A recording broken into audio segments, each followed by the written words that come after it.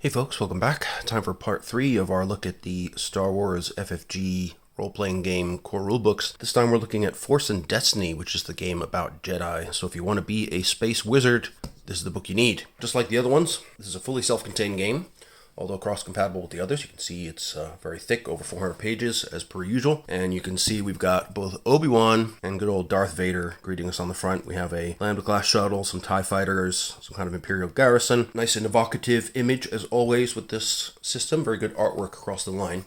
Now we'll see what they say on the back here. Darkness engulfs the galaxy. Under the rule of the Dark Lords of the Sith, the Empire controls countless star systems through fear and oppression. With the Jedi destroyed, Seekers and Sentinels, Wardens and Warriors, Pathfinders and Peacekeepers must learn to use the Force and restore peace and justice to the galaxy. So learn the ways of the Force and embark on your own adventures in the Star Wars galaxy with the Star Wars Force and Destiny role-playing game. So it dives into the struggle between the light and dark side of the Force in the time of galactic civil war, craft a lightsaber, free the oppressed and downtrodden, and duel dreaded agents of the Sith in the conflict to bring balance to the Force. And they mention, of course, the dynamic dice mechanic, full rules for playing 6 careers and 18 specializations and 8 species, morality rules to invest player characters in the story, and your usual starship combat, customizable equipment, a lot more force powers this time, dangerous adversaries, and much, much more. Now, I will say up front, this game is quite a bit different from the other two. There are a lot more force powers to cover, and additional rules related to the Force, and of course lightsabers, and other Jedi-related kit and gear and trappings, so we'll be looking into that in some detail. This is the most kind of complete set of rules for the FFG game, because it does have all these extensions to Force powers and so forth. This is not the only source of Force powers, of course. All the supplements include additional Force powers, and we'll be talking a bit more about the Force die, these guys that we saw in the Edge of the Empire video and the Stardust Heads video, and what role they play and how they feel in play, more importantly. And I also want to address, just briefly, there was a comment on the initial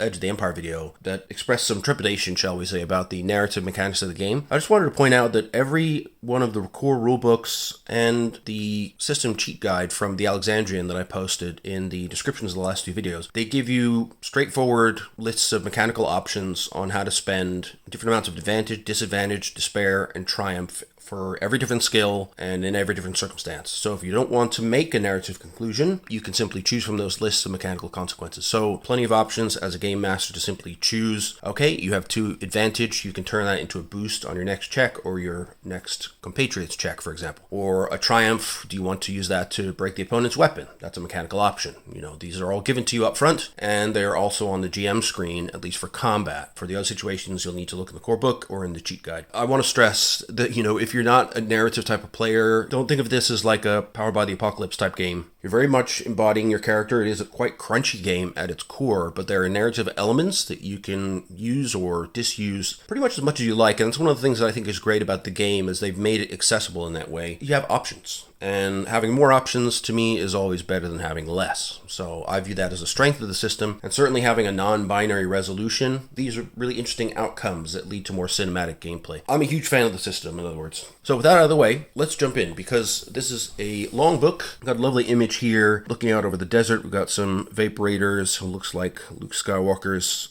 hut with where he used to live with his aunt and uncle. We have, of course, the representative helmet for this line, which in this case is Darth Vader. Makes sense, fits the vibe of the game, of course. And we have our opening crawl. Force and Destiny, darkness covers the galaxy. The evil galactic empire rules through fear, holding countless planets in an iron grip. The dreaded Darth Vader and his agents have destroyed the Jedi, guardians of order and justice. The forces of evil have triumphed, crushing the forces of good. Now, a few brave souls band together, arming themselves with the legacy of the Jedi. They stand ready to fight the darkness and restore peace to the galaxy. And that's where you come in. So as we can see, this is the Edge reprint again. Once again, it's printed by the same printers. It seems identical to the FFG printing in every way. I don't see any errata or any changes in my perusing of the book. So if you buy the Edge version, you're not missing out from the initial print runs from FFG. They are exactly the same. The initial demand has settled down somewhat, I think, and there's a bit more of a steady supply coming in. So you should be able to get what you need to play the game on a basic level. In any case, we'll look at the table of contents quickly. Chapters 1 and 2 and 3 are basically things we've all seen before. The talents, there'll be some different stuff in there because of the Force talents that are much more present in this, since we were talking about all Jedi-based careers. Gear and equipment, we have new information about lightsabers, in particular conflict and combat, largely the same. Starships and vehicles, we've got some new stuff in there. Then we have a much more extensive Force chapter. Under Force powers, you can see it starts at 282, and the Game Master section starts at 306. So we have a ton of Force powers in there. The other thing is a morality aspect. We start with that in Chapter 2, and that gets expanded upon in the Game Master section as well. So, how to run a Force and Destiny game, creating encounters, the cross-line compatibility, of course, which we've been using in our game. Then we have the typical sort of core galaxy information up until Wild Space and the Unknown Regions, and then we have the addition of Sith Space and Forgotten Temples. Then we've got a new chapter on the Jedi and the Sith, and our adversaries, which include Force users and the Inquisitorius. And then we have, of course, a starter adventure. I'm also going to show you the GM screen and the Game Master's kit, which has some additional rules in it as well. So let's dive in. Once again, I'm going to jump through these early chapters fairly quickly, just pointing out the differences. We have, once again, in character fiction, what's a role-playing game, an example of play. We can see the illustrations are designed to reflect the Jedi-based influence of this line. Once again, they point you to the beginner game, and they give you a little bit of basic background of what's happening in the galaxy at the time. So once again, we're in the Rebellion era by default. Palpatine is dominating much of the galaxy from the Imperial Center, and the Jedi are basically gone. The few that are left, like Obi-Wan, are in hiding. So Force and Destiny begins at the time the Jedi are ending.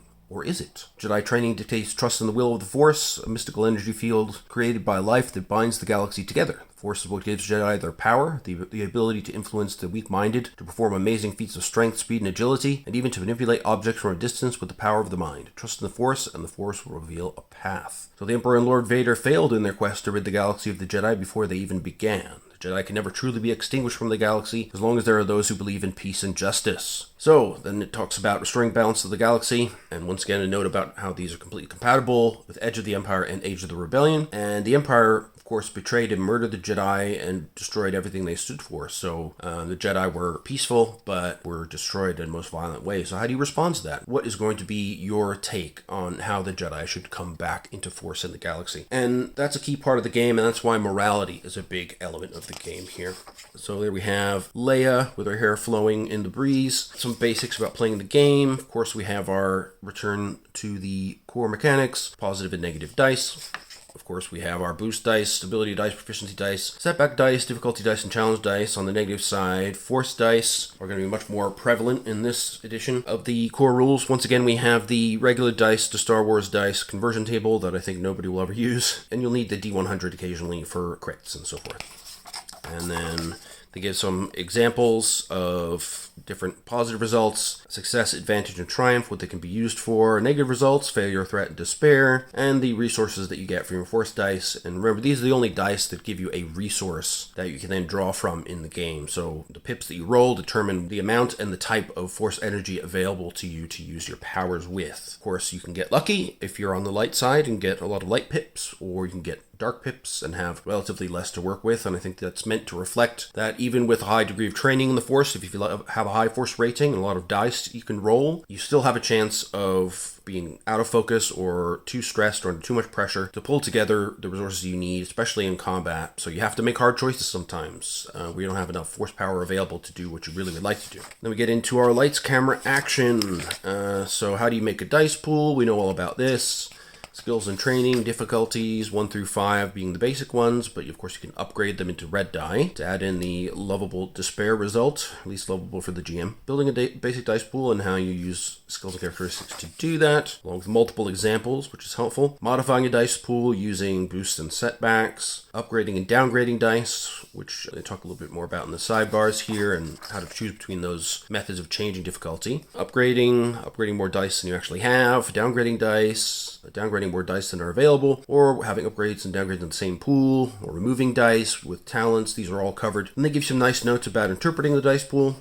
Especially Triumph and Despair are interesting here because they don't cancel each other, so you can have a Triumph and Despair simultaneously, or multiples of each even. Then we go through the other types of checks. So we have the opposed checks, where the difficulty dice are drawn from the opposing characters' skills and abilities. The difficulty pool is set not as a simple 1 to 5, but is set according to the opposing character's relevant characteristic and skill ranks, which means you're likely to have red dice in there because whatever would be a yellow die for them will become a red die for you in the opposed checks. Then you have your competitive checks where you're trying to beat somebody else in a series of tasks, for example, and assisted checks where you can have both skilled assistance, so somebody who's trained can help you out and give you either their higher characteristic or skill rating, depending on whichever is better than yours, and unskilled assistance where you simply provide a boost from being there and doing your best. Then we have coverage of your talents, the use of destiny points, the use of force die to set the initial destiny point pool, how to use them by flipping them. You can raise the stakes, you can use them to trigger certain special abilities and talents, and you can use them to give the players an opportunity to push the limits of luck, find an item they need buried in their pack somewhere, or add something to the scene, to the narrative itself. Then we have experience and development. So as usual, your starting experience points come from your species that you start with. Improve your characteristics, that should be your priority as always, because improving them during gameplay will require a lot of XP, working your way down to the bottom of certain career specialization trees. And of course you can spend your XP on gaining skill ranks, which max out at 5. You can acquire new talents by spending XP on your talent tree, or you can acquire new specializations. You can have multiple specializations at the same time. You can do them sequentially, you can do them however you want. You just need to pay a cost to add that specialization to your repertoire and then go from there. You also have your derived attributes, which you'll remember: the wound threshold, strain threshold, defense, and soak value. These can be affected by various other factors, including armor, cybernetic implants, and so forth. Then we get into character creation, and it looks like Ahsoka here with her dual lightsaber, looking like she means business. So our hero creation steps are the same as before, largely, except we have this determine morality step. So morality is a key decision that you make early in character creation. You start by default at 50. The minimum is 0. At 0, you become a dark side NPC and disappear from play. At 100, you're the greatest paragon of morality and light-sidedness ever. So morality tracks how far you are along the dark side or light side of the Force spectrum. And it is really a spectrum. And there will be times where, due to desperation, you need to use some dark side. That will give you points in what's called conflict, which can then affect your morality in a way that they show later. The other steps are the same. You determine your background. After your morality, then species, career and specialization. Invest your experience points according to what you have available for your species template. Determine your derived attributes. Determine your motivations. Choose your gear and appearance. And then determine your group resource. Comes in at page 109 there. We'll get to that. Now, the background, these could be quite different from what you would see in Edge of the Empire or Age of the Rebellion, because discovering you have abilities to connect with the Force is an intensely personal experience, could happen in a lot of different ways. So they give you some interesting ideas for cultural backgrounds here, like high-tech worlds, a primitive backwater, being affluent amongst the privileged few, or being amongst the masses of poor and hungry across the galaxy. And then the ways you experience the Force. So not everybody experiences the Force in the same way. Some treat it as an ancient religion. Some believe it's outlived its usefulness or deny that it has any factual basis. Others will see the Force as a duty and a tradition. Some characters will recognize their Force potential and just view it as a pragmatic and useful thing. They might use it to get themselves out of danger or to sneak their way out of trouble, and they won't necessarily view it in a philosophical or religious way. On the other side, you can have people who are one with the Force. They really are so deeply grounded in the Force that it sort of pervades their every action. They constantly look at the world through the lens of the Force. So what happens when the character discovers that they can have mysterious powers that they wield? There's a few things that need to happen depending on the individual. For example, they'll probably need to flee the Empire because they probably hunt down Force users diligently. They'll probably want to understand what's happening to them, so they'll try to find somebody that can help them and train or understand why they're going through this, why they have these capabilities. Some characters will realize that they've been given a gift and that it's a chance for them to fight back against the evils of the Galactic Empire, and some will see their abilities as a sign that they're destined for greatness. That can be both good and bad, and that can be a challenge when navigating the tempting pull of the dark side. So every character has morality. The morality mechanic is based on a number, 0 to 100. The idea is that they don't want to spend a lot of time between players sort of arguing, well, is that dark-sided behavior or not? So there's a random element to it when you use a type of force that is opposite from what you normally use. So if you're a dark-sided user, your morality will be below 30, and if you use light side pips in that circumstance, you'll need to flip a destiny point to do so, and you'll gain points of conflict. And then at the end of the session, you'll roll against your morality to see if you gain or lose any points. The same goes for a light side, but you might actually end up gaining some morality points. So it's not always so cut and dry. There's an element of gray here. To me, that's a strength of the morality system, is that you have a procedure that you enter to determine how your morality goes up and down, and it cuts down on arguments at the table. But the character's morality is also described by a strength and weakness that they have emotionally. Then you have the numeric value of morality itself. Through these combinations, you end up with a more well-rounded picture of each character's connection to the Force and their emotional issues or traumas or what have you that could tempt them one way or the other in their behavior. So initially, each character begins with a morality of 50, but you can choose to modify that morality or to gain additional experience points or credits with which to purchase additional gear. Creating a character, you can select a few options. You can gain plus 10 starting XP. You can gain plus 2,500 starting credits. You can gain plus 5 starting XP plus 1,000 starting credits, or you can increase and decrease the PC's starting morality by 21. So that could put you down at 29, making you dark-sided, or put you at 71, which puts you into Force Paragon level, which gives you some bonuses that are quite significant. So you have a few options on how to deal with morality at the start of the game, which is interesting. Then we have a table here, which you can roll on to see what your emotional strength and emotional weaknesses would be. You can also choose, of course, and these should be used by the GM as ways to challenge your morality and get you to struggle with the Force and take an active stance in how you use it. So morality and conflict is what I alluded to before. So each time a character uses one or more dark side results, if you're light-sided, for example, then you'll accumulate 1 conflict per dark side pip used.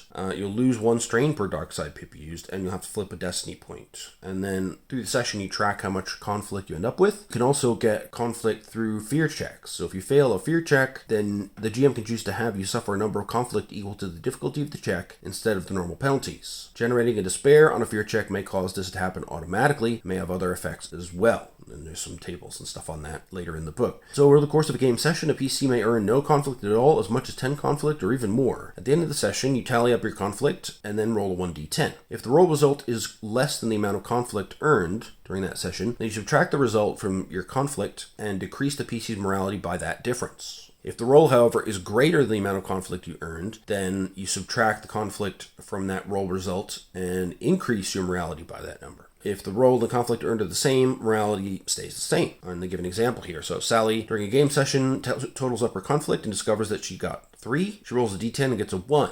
So that means her morality is reduced by 2 because the result of the roll was lower than the amount of conflict earned. If instead she rolled a 6, so her roll was higher than the amount of conflict earned, then her morality would have increased by 3. So that's where it gets interesting, you see, is that, you might lean into the dark side when you really have to, but it doesn't automatically doom you to sliding down the morality scale. It depends on how much conflict you accumulate, plus an element of random chance. And again, that keeps the arguments away from the table, and the conflict rules are directly tied to something concrete, i.e. what pips you use, and if you decide to go ahead and use them. Good GM in Force and Destiny will make you have to face up to difficult situations where those bad Force rolls will look really tempting. Redemption from the dark side as well. So the only way a player character who's become a dark side Force user, which is when your morality is below 30, then you must redeem yourself by getting your morality to all the way above 70. And that way you're redeemed, and mechanically you function as a light side Force user again. Cases when morality should not increase. Player wasn't present for the session, then you shouldn't do anything to their morality. Likewise, if they didn't have any chance to do anything in the session or spent the session incapacitated, nothing should happen. Player characters should have a chance to earn conflict if their morality will have a chance to change. So basically the players need to have agency in order to earn conflict. If they're forced into sitting around and doing nothing, or they're not active participants in the scene, then they can't earn conflict. So they got a morality threshold. So the dark side threshold, as I mentioned, is 30. Once you've gone below that, you are now a dark side Force user, and that means a few things. So now when you generate Force points, you use dark side results by default. The character's presence in the group alters the starting destiny pool. Add an automatic dark side point to the destiny pool simply due to the presence of that dark side Force user in every session. The character's strain threshold may also decrease, while their wound threshold will increase. So the dark side will give you some physical power and take away some of your mental resilience as you lean lean into your emotional weaknesses. The key thing here really is that you have to now use dark side pips instead of light side pips. And if you want to use light side pips as a dark side user, you'll have to flip a destiny point and suffer strain equal to the number of force points generated. At the beginning of each session, after the group rolls for destiny points, the player will flip one light side destiny point to the dark side. If there are no light side destiny points to flip, then that has no effect. If your morality score is below 20, then the strain threshold you have is reduced by 1. Wound threshold is increased by 1. If your morality score falls below 10, then your strain threshold is decreased by another 1, and your wound threshold is increased by another 1. Character remains a dark side force user even if their morality later climbs above 30. As we saw before, you have to get all the way to 70 to redeem yourself. So being dark sided has consequences. If on the other side of the coin, if you are a paragon, then you become a true champion of goodness and a paragon of the force. As long as you keep that morality above 70, then at every session, you can add one light side destiny point to the pool. And if you continue to rise above 70, you get more benefits. So if you go above 80, your strain threshold increasing by 1, and if you go above 90, it increases by 2. This doesn't sound like a lot, but that can actually make a big difference in gameplay. The game is deadly, and lightsabers are quite deadly, so bear that in mind. Every +1 helps. So then we go into selecting a species. We got, of course, different species in this book than we do in the previous one. We have the Saurians. So they're similar in appearance to humans, but they have extended, almost cone-like skulls, which house large binary brains, essentially 2 brains linked together. So that gives them a high intellect of 3, decent brawn of 2, but only 1 agility, and 2 everywhere else. Remember, 2 is a human average. Their wound threshold is 10 plus brawn, but their strength threshold is high, 13 plus willpower. So those double brains will help you out. But on the flip side, you only start with 90 XP. They do have a special ability of beginning the game with 1 rank in vigilance and also binary processing, so they treat all knowledge skills as career skills, which is pretty cool. So those big brains can hold a lot of knowledge. We got our average humans. Here we can see what the Saurians look like. You will see them in the films with their big tall cone heads. Humans, of course. Then we have our Keldor here with their distinctive face masks, and the Mirialans, these green-skinned guys here. So humans are average species, basically. 2s across the board. Wound threshold 10 plus brawn, strain 10 plus willpower, and starting experience is a little higher at 110. Plus they can start with 1 rank each in 2 different non-career skills of their choice. Then we got the Keldor. They're mostly known as a kindly and soft-spoken species. They wear protective eyewear and rebreather masks that they must wear outside of their native environments. They're renowned for their sense of justice and willingness to enforce it with great prejudice. They're located in the expansion region between 2 black holes, so they've been pretty isolated from the galaxy for a while.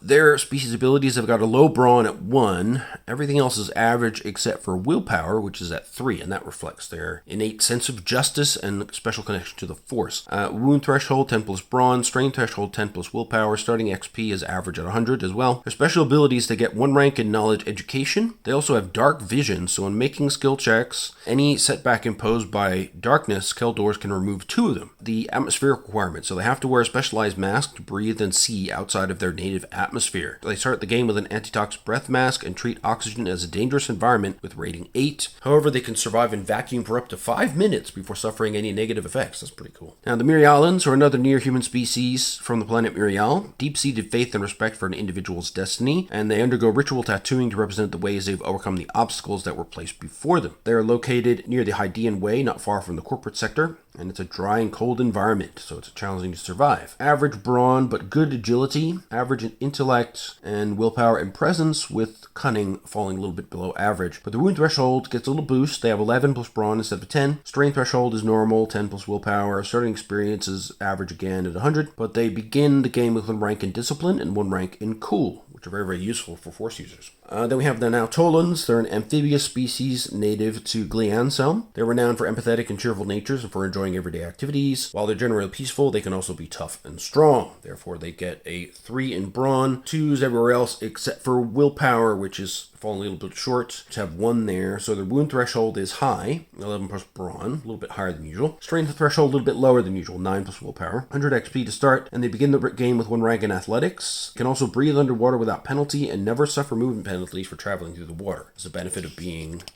amphibious. Then we have the Togruta. So here's our Nautolans, by the way. Here's the Togruta. You'll recognize Ahsoka as a Togruta. Got our Twi'leks again, and we have the Zabrak, which is a new species. So the Togruta, they're a carnivorous humanoid species from the planet Shili. They're easily recognized by the combination of their head, tails, and horn-like montrals. Only Togrutas who are independent-minded, relatively rare trait, travel off-world. They have a low brawn at 1, but they have great cunning at 3, and 2s everywhere else. They've got average wound and strength thresholds, 10 plus in each case. this. Starting experience is average at 100 as well, but they begin the game with a rank in perception. And they also have pack instinct, so when performing the assist maneuver, Togrutas grant 2 boost dice instead of just 1. Then we got the old Twi'leks. We've seen them before, and my character is a Twi'lek, so I have a certain bias towards them. They're a common sight throughout the galaxy, particularly within less reputable locales. This is largely because the species has sold their young into slavery for many millennia, and they're known for their twin head tails, also known as Leku or Chunchin.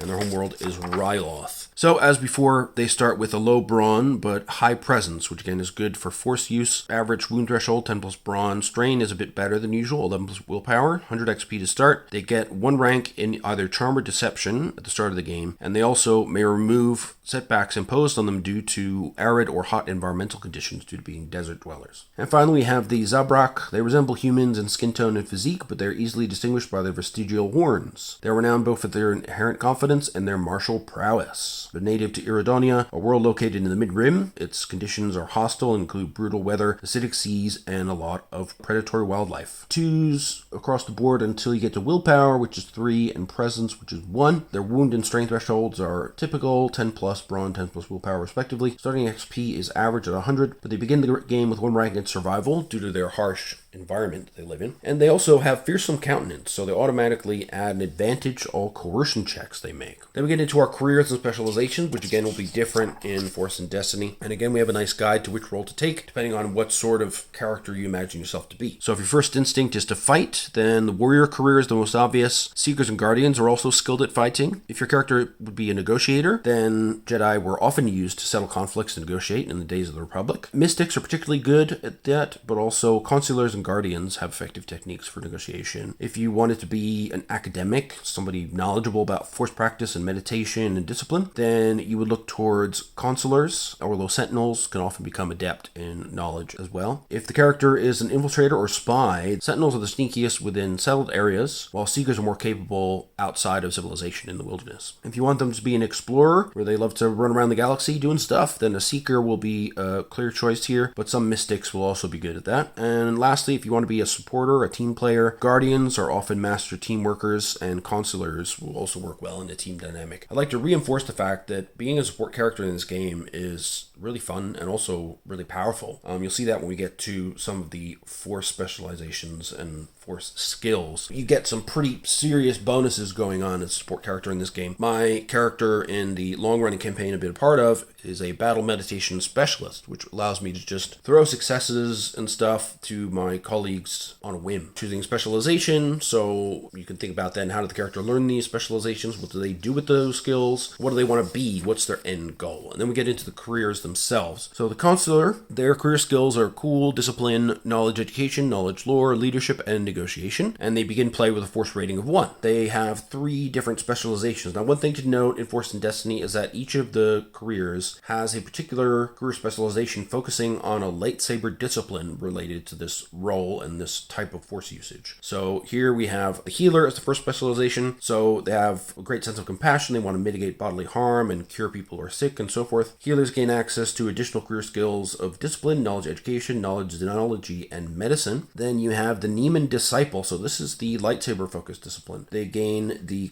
additional career skills of discipline, leadership, lightsaber, and negotiation. In general, the associated combat techniques are focused on survival and defense instead of attack. Definitely one to look at if you want to play a character who has a variety of force powers, but you also want to have playable lightsaber specialty with a lot of flexibility. Then we have the Sage.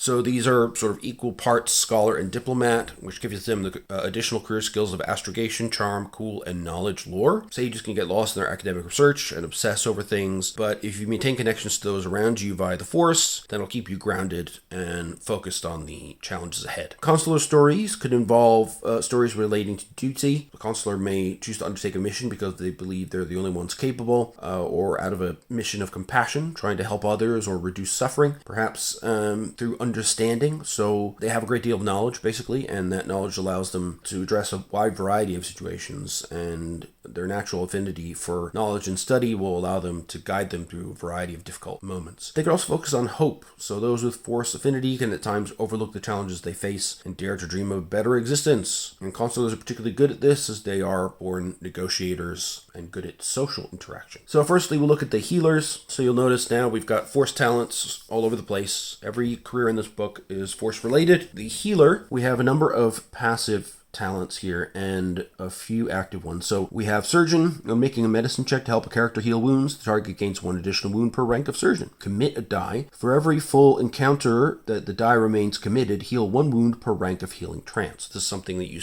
do at the start of a combat, maintain throughout the combat. For each force die that you commit, keeping it out of your force pool, then you'll gain additional wounds back at the end of the combat. Likewise, you have Rapid Recovery, so when you're healing strain after an encounter, you heal 1 additional strain per rank of Rapid Recovery. Then you have Physician. When making a medicine check to help a character heal wounds, the target heals 1 additional strain per rank of Physician. And then we have more ranks of Physician. We have Grit to give you yourself more strain, more Healing Trance, more Rapid Recovery, Knowledgeable Healing. So when healing an ally, spend 1 Destiny point to heal additional wounds equal in ranks to your skill ranks in Knowledge Xenology. We have Grit to gain more strain again, then Healing Trance again, Surgeon again, improved Healing Trance. So when healing wounds due to Healing Trance, make a Resilience check to heal a critical injury. Difficulty of the check equals severity of the critical injury. Then we have Calming Aura. When an opponent targets a character with a force power, reduce the pips generated by 1. That's very, very useful. It depowers your opponent when they're targeting you with the force, and they have to take 1 pip away. Then we have Toughen to give you more wounds, Dedication to gain a characteristic +1, which is great. Natural Doctor, which allows you to reroll any medicine check once per session, +1 force rating, which is at the end of most of these specializations. And finally, improved Calming Aura. Spend maneuver and suffer 2 strain to extend Calming Aura's effects to allies equal to willpower at short range until the start of the next turn. Now you're protecting not only yourself, but nearby allies by reducing the force power generated by your opponents if you're being targeted with force abilities.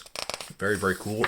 And we got Neiman Disciple. This is a great one, as I said. So you have Parry and Reflect. You'll see a lot of these under the lightsaber disciplines. Parry means that when you're hit by a melee attack, you can suffer 3 strain to reduce the damage by 2 plus ranks in Parry. Nobody's Fool means you can upgrade the difficulty of incoming charm, coercion, or deception checks once per rank of Nobody's Fool. Reflect, which is Force Talent. When hit by a ranged attack, suffer 3 strain to reduce damage by 2 plus ranks in Reflect. Then we got Grit to get more strain for you. Defensive Training. When wielding a lightsaber, melee, or brawl weapon, the weapon gains a defensive quality with a rating equal in ranks to defensive training. Now that's really cool. A defensive quality means that you will add setbacks to the opponent's attack, which is really useful. Neiman Technique. This is really key. So if you want to build a consular type character and have effective lightsaber use, you're probably going to have characteristics lying more on the willpower and presence side of things than on the brawn or agility side of things. Neiman Technique allows you to use willpower instead of brawn for your lightsaber skill checks, which is fantastic. Toughened, we know what that does. More wounds. Parry again. Defensive training again. Reflect again. Sense Emotions gives you a boost to all charm, coercion, and deception checks, unless the target is immune to force powers, i.e. droids. Parry again. Some Gem. This is a fantastic talent. You can spend a Triumph or 2 advantage with a successful lightsaber check to disarm your opponent. Draw Closer, which is another great maneuver. So you perform a lightsaber willpower combat check against 1 silhouette, 1 target within medium range, adding force dice no greater than force rating to the check. Spend pips of the appropriate color to move the target 1 range band closer to you, or to add success to your check. The Center of Being talent. Take a Center of Being maneuver until the beginning of next turn. Attacks against the character increase their critical rating by 1 per rank of Center of Being. Then you get Dedication to get +1 to a characteristic. You get Force Assault. Spend a Triumph for 3 advantage on a missed lightsaber willpower combat check to immediately perform a move force power action as a maneuver, which is great as well. So if you miss your lightsaber roll, you could do a move action with the Force to move your opponent away or smash them into something or smash something into them. Then you have a +1 to your Force rating, an improved Center of Being. You can suffer 1 strain to perform Center of Being, which again makes it harder to be crit, and do it as an incidental, as a free action. Then we have the Sage, finally, the last of the consular careers. They have Grit. Kill with Kindness removes 1 setback per rank of Kill with Kindness from all charm and leadership checks. Researcher removes 1 setback per rank of Researcher from all knowledge checks, and researching a subject takes half the time. We got more Grit. We have Smooth Talker. This is a good one. So when this is first acquired, choose Charm, Coercion, Deception, or Negotiation. And when making checks with that skill, you can spend Triumph to gain additional successes equal to the ranks you have in Smooth Talker. Then you have Confidence. So you may decrease difficulty of discipline checks to avoid fear by 1 per rank of Confidence. Knowledge Specialization. So you choose a knowledge skill, and when making that skill check, you can spend a Triumph result to gain additional successes equal to ranks in Knowledge Specialization. So basically it's Smooth Talker except for knowledge skills. Valuable Facts. So once per encounter, you could do a valuable facts action, make an average 2-die knowledge check. If successful, add a triumph to one ally's skill check during the encounter. Then we got more smooth talker, more knowledge specialization. We got one with the universe. Once per session, meditate, then perform one with the universe action by making an average astrogation check. If successful, add 1 pip to all force power checks in the next encounter. If successful with threat, add dark side pips instead. Oops. Force rating gain +1. It comes a bit early in this tree, which is interesting. Grit, gain strain, preemptive avoidance. You can spend a destiny point to disengage from an engaged enemy as an out-of-turn incidental. And we have another gain of force ratings. You can gain 2 force ratings from this tree. Then you have natural negotiator. So once per session, you can reroll any one cooler negotiation check. The force of my ally is a fantastic talent. Once per session, you can suffer 2 strain to perform a force power action as a maneuver. That means you can save your action to do another force power or a lightsaber attack or use another talent, whatever you need to do. Then we have balance. Finally, if the character recovers strain at the end of the encounter, he may add force dice per force rating and recover additional strain equal to the pips you generate. Very, very cool. You get a lot of strain back that way.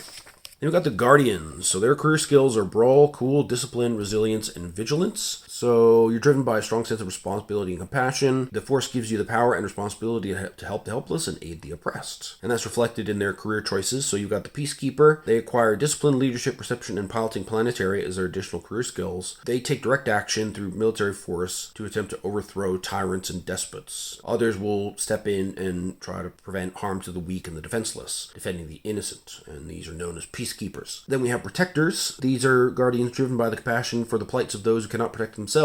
They ensure innocents never come to harm. Few are tougher than a Protector, and even fewer can get through his guard to attack those he defends. He also has basic medical knowledge to heal the wounds if somebody does get through him. And he also gets the career skills of Athletics, Medicine, Ranged Light, and Resilience. And of course, we have our lightsaber discipline, this time Form 3 Soresu, also known as the Resilience form. So you earn additional career skills of Discipline, Knowledge, Lore, Lightsaber, and Vigilance. So use the Force to guide them through dangers. The techniques rest almost entirely on knowing how best to use their weapons for defensive purposes. In many ways, it approaches the level of precognition as the Force guides the practitioners to use their weapons to deflect an incoming attack or to move out of the way of an assault. And Guardian stories can emerge from characters having a need to impose justice, to remove tyrants or tyranny. From a sense of selflessness, they want to throw themselves at personal risk to protect others into dangerous situations. They might have a certain zeal, so they love the thrill of danger and the rush of victory, and they want to go around the galaxy righting wrongs. Or they may have wanderlust occasionally, so they might want to travel the galaxy and find any opportunities they can to reduce suffering. So it's quite lovely, the Guardian, as a concept, but also extremely useful to have in a party of Force users because they're really tough defenders. First up, we have the Peacekeeper. They have the command skill, which we've seen before. Add a boost per rank of command when making leadership checks. Affected targets add a boost to discipline checks for the next 24 hours. Discipline being very useful for Force users. Confidence, we've seen before, helps you avoid fear. Second Wind, you can use it as an incidental to recover strain equal to your ranks in Second Wind. Commanding Presence, we've also seen remove a setback per rank of Commanding Presence from leadership and cool checks. More Commanding Presence, toughened to gain wounds, more Second Wind, more confidence, more toughened. Enhanced Leader, when making a leadership check, add Force dice no greater than your Force rating. Spend pips to add successes or advantage to the result. Field Commander, you take a Field Commander action of an average leadership check. A number of allies equal to your presence may immediately suffer 1 strain to perform 1 free maneuver. Then we have Steely Nerves, spend 1 destiny point to ignore effects or critical injuries on willpower or presence checks until the end of the encounter. Second Wind again, Toughened again, Improved Field Commander. Now Field Commander can affect allies equal to double your presence, and you can spend a Triumph to allow allies to suffer 1 strain and perform 1 free action instead of just a free maneuver. Natural Leader, once per session you can reroll any 1 cool or leadership check, of course. Force rating, +1 Force rating, always good. Dedication, +1 to a characteristic, but never above 6 as always. And finally, Unity Assault, if a missed combat check generates Triumph or 3 advantage, you can spend those to perform a force power targeting allies as a maneuver. So that's another great defensive thing. If you try to attack the opponent and you miss, you can parlay that into a defensive force power that benefits your allies instead, so you don't lose that action. Then we got the Protector. They get toughened for more wounds. Bodyguard. They can guard and engage characters, suffer a number of strain no greater than ranks of bodyguard. Until the beginning of the next turn, upgrade the difficulty of combat checks targeting the character by that number. You have Grit, more toughened. Parry, we've seen to reduce melee damage. Physician gives additional wounds when you're healing people. Stimpack specialization we've seen before, get additional wounds per rank of Stimpack specialization when using Stimpacks. Force protection, this is a good one, so suffer 1 strain and commit a force die up to ranks of force protection, and increase your soak by the number of dice committed until the beginning of next turn. Suffer 1 strain for every turn your force die remain committed. We got Reflect, Reflect, which we know. More impact specialization, heightened awareness. Allies within short range will add a boost to perception or vigilance checks. Engaged allies add 2 boosts. Center of Being, we saw what that does, reduce your likelihood of being crit. Circle of Shelter, when an engaged ally suffers a hit, you may use parry or reflect incidental against the hit. Force Protection again, more grit. Bodyguard again. Center of Being, which we've seen a few times now. Force Rating +1, of course. Dedication, of course, and improved Bodyguard. So once per session, when an ally protected by the Bodyguard maneuver suffers a hit, you can take the hit instead. Just straight up take the whole hit. Then we got Ceresu Defender, the special lightsaber combat method for Guardians. So we start out with a couple ranks of parry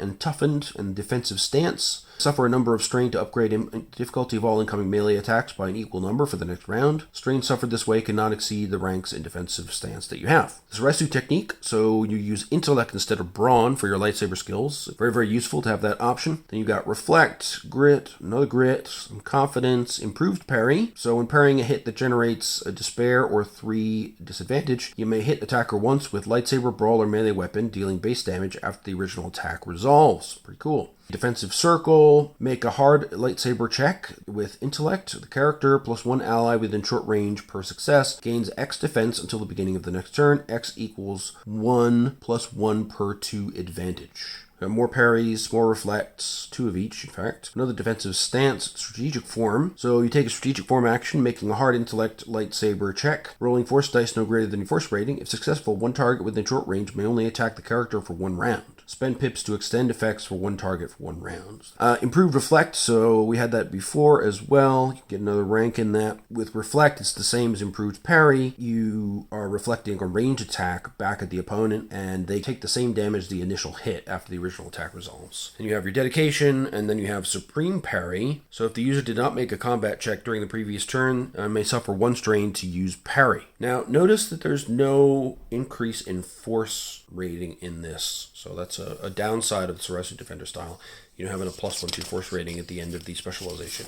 Now we got the Mystics. So they have their career skills in Charm, Coercion, Knowledge Lore, Knowledge Outer Rim, Perception, and Vigilance, and of course force rating of 1. So they're typically characters who are born to accept the mantle of the Mystic. From the time they first open their eyes, a strong connection to the Force colors their perception of the world. So they dwell very deeply in the Force and learn to master a broad range of Force powers. We have the Advisor. So not everyone who is skilled in the ways of the Force seeks to hold a position of tremendous authority. Some believe they would find it too easy to abuse that power, and the Advisor's role is to ensure they cannot be corrupted by the lure of power. Advisors acquire Charm, Deception, Negotiation, and Streetwise as additional career skills, and some will attach themselves to planetary governments, hoping to shape the rule of law and ensure fairness and justice for all. Then we have their specialist lightsaber style, the Makashi Duelist, another cool one. So they acquire Charm, Cool, Coordination, and Lightsaber as additional career skills. The fighting is perhaps dismissed as foppish and vain, according to the text here, but they are an exceptionally potent combatant. The Makashi form was specifically developed to fight against other lightsaber-armed opponent. So its one goal is to meet an enemy with a sword or a lightsaber and slay them. They never lose sight of that goal, and all the flourishes and feints are just a means to an end. Then we got the Seer. So some individuals are able to remain constantly aware of the Force's presence, even as they go about their daily lives. This quantity of information can become overwhelming. Those who follow the path of Seer choose to live lives of relative isolation, far from crowded towns and cities. They acquire discipline, knowledge, lore, survival, and vigilance as career skills.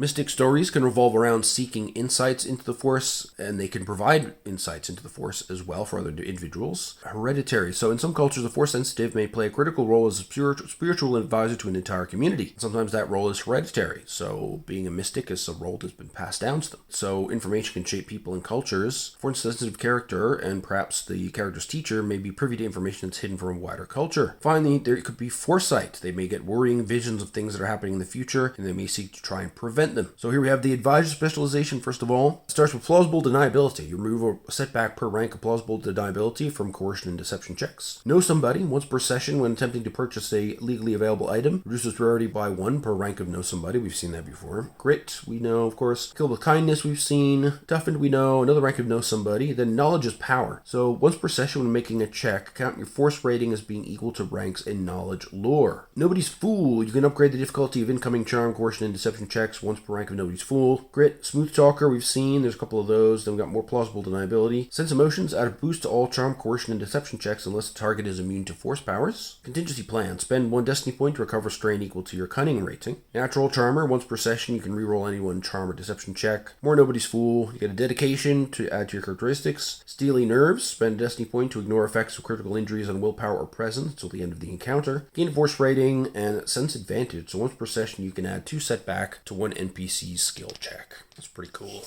Makashi Duelist is an interesting lightsaber style. So you got your grit. Resisting disarm is really useful. You suffer 2 strain to avoid being disarmed or having a weapon damaged or destroyed. That can happen, especially with lightsaber combatants. So it's really useful for the duelist who is focused on facing lightsaber armed opponents. You got more grit, you got some couple ranks of parry. The Wakashi technique is critical, so here you use your presence, your strength and personality, instead of brawn with your lightsaber checks. The duelist training, add a boost to melee and lightsaber checks when engaged with only one opponent. Feint, you can spend a triumph or 3 advantage generated on a missed melee attack to upgrade the difficulty of the opponent's next attack by the number of ranks in feint. So that's really good. Then we got a rank of parry, another rank of feint, and another parry, another parry. Intense presence allows you to spend 1 destiny point to recover strain equal to your presence rating. Improved parry, we've seen before. Then you get grit, defensive training, dedication, of course, to gain a characteristic. Some gem, which allows you to disarm people, just like in the Neiman style. Again, extremely useful. Then you have the Makashi finish. So you take a Makashi finished action, perform a lightsaber presence combat check against an engaged target, adding force dice no greater than your force rating. Spend force pips to add +10 to any resulting critical injury rolls. Just to give you an idea of how tough this can be. So my character has 5 force rating. That means I roll 5 force dice. So in this case, if I were doing Makashi Duelist,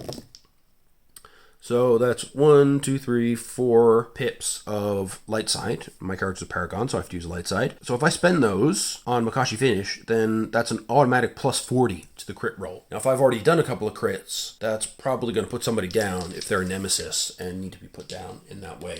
Then you got Makashi Flourish as well. So once per encounter, you perform a Makashi Flourish action, make an average lightsaber presence check. One engaged opponent suffers strain equal to the rolled successes, and heal an equal amount of strain for yourself. Then we move on to the Seer. They have the Forager talent, remove up to 2 setbacks from skill checks to find food, water, or shelter. We've seen that before. Uncanny Reactions, so you can add a boost die per rank of Uncanny Reactions to all Vigilance checks. Very good for initiative. Grit, of course we know. Expert Tracker we've seen as well. You add remove setback per rank from checks to find tracks or track targets and decrease the tracking time by half. Rapid Reaction, suffer a number of strain to add an equal number of successes to initiative checks. Strain suffered cannot exceed ranks in Rapid Reaction. So with that and Uncanny Reactions, you can really come out on top in the initiative order. Keen-Eyed, remove a setback per rank of Keen-Eyed from perception and vigilance checks and decrease the time to search a specific area by half. Uncanny Reactions again, Toughened again. Sense Danger, once per game, remove 2 setbacks from any one check, always useful. Forewarning, perform the forewarning action. All allies within medium range increase defense by the character's force rating until they act in the encounter. Preemptive Avoidance, you can spend a destiny point to disengage from an engaged enemy as an arbitrary incidental. We've seen that before, but it's still fantastic. +1 force rating comes early again. Sense Advantage we have again. Forces my ally. Dodge, so when targeted by a combat check, you can do a dodge incidental to suffer a number of strain no greater than ranks of dodge and upgrade the difficulty of the check by that number. Rapid Reaction again for initiative bonuses. Toughened again. Natural Mystic allows you to reroll any 1 force power check once per session. That's pretty powerful. Any force power at all. And finally, +1 force rating again. So the Seer, like the Sage, gets 2 additional force ratings by the end of filling out the specialization tree.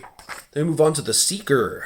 We got a Togruta here. So they get Knowledge Xenology, Piloting Planetary, Piloting Space, Ranged Heavy, Survival, and Vigilance as career skills, and of course force rating of 1. These are forced adepts who choose to travel through the galaxy to aid those in need and oppose the dark side wherever they find it. We start off here with the Taru Striker, which is their particular lightsaber form. They get Athletics, Coordination, Lightsaber, and Perception as additional career skills. Practitioners of the Ataru fighting style must be supremely confident and exceptionally athletic, capable of committing all their energy into a very brief conflict. They fight without remorse, but also little concern for their own safety. They have the Hunter, so they come far from the civilized parts of the galaxy. Hunters are forced adepts who are uniquely capable of tracking, confronting, and slaying creatures that endanger sentient life in the wilds of the galaxy. They get Coordination, Ranged Heavy, Stealth, and Vigilance as career skills, and they tend to focus on animal prey. The Pathfinder, so fewer is capable of exploring a planet and discovering its secrets as a Pathfinder. Very good at quickly and precisely completing a search even under the most adverse conditions. They can survive in hostile wilderness for weeks or months, living off the land with minimal supplies. They acquire Medicine, Ranged Light, Resilience, and Survival as their additional career skills. Now, Seeker stories, obviously, could be based on the desire to explore, looking for novel environments, or perhaps they were forced into the role by being a sole survivor. They could be seeking out the natural world, so they appreciate natural beauty and the joy of isolation and the ability of these places to allow them to contemplate their force talents and better their abilities. And some may be seeking escape. Seekers could be force adepts who were once living in terror or poverty, and they escaped such a place and developed talents that allow them to endure and thrive in those kind of difficult situations. So we start off with Ataru Striker for Seeker. So we have conditioned, remove a setback per rank of condition from athletics and coordination checks, reduce the damage and strain suffered from falling by 1 as well per rank of condition. That's useful. We got parry, we got jump up, which we've seen before, stand up from seated or prone as incidental, quick draw we've seen before, pull a weapon as an incidental, dodge we've seen before. Ataru technique, when making a check using a lightsaber skill, the character may use agility instead of brawn. Then we have quick strike, add a boost per rank of quick strike to combat checks against targets that have not yet acted in the encounter. Got a couple of those. Got reflect and parry again, improve parry, dodge, and then hawkbat swoop. So you perform a lightsaber agility combat check against a target within short range, and a force die no greater than force rating. Spend pips to engage your target, and spend force to add advantage to your check. Very, very cool. Saber Swarm is very cool as well. So you perform a maneuver, suffer 1 strain to make the next lightsaber agility combat check this turn, gain the linked item quality equal to your force rating during check. You got more condition, more parry, a dedication. Saber Throw, this is a good one. Perform the Saber Throw action, make a lightsaber combat check as a ranged attack at target within medium range, adding force die no greater than your force rating. You must spend force rating and succeed to hit the target. Spend pips to have your weapon returned to your hand. Then you got balance, so this again allows you to add force die per your force rating and regain additional strain equal to the pips generated of whichever color you choose to use. Notice, however, there's a dedication here, but not an improved force rating for Ataru Striker.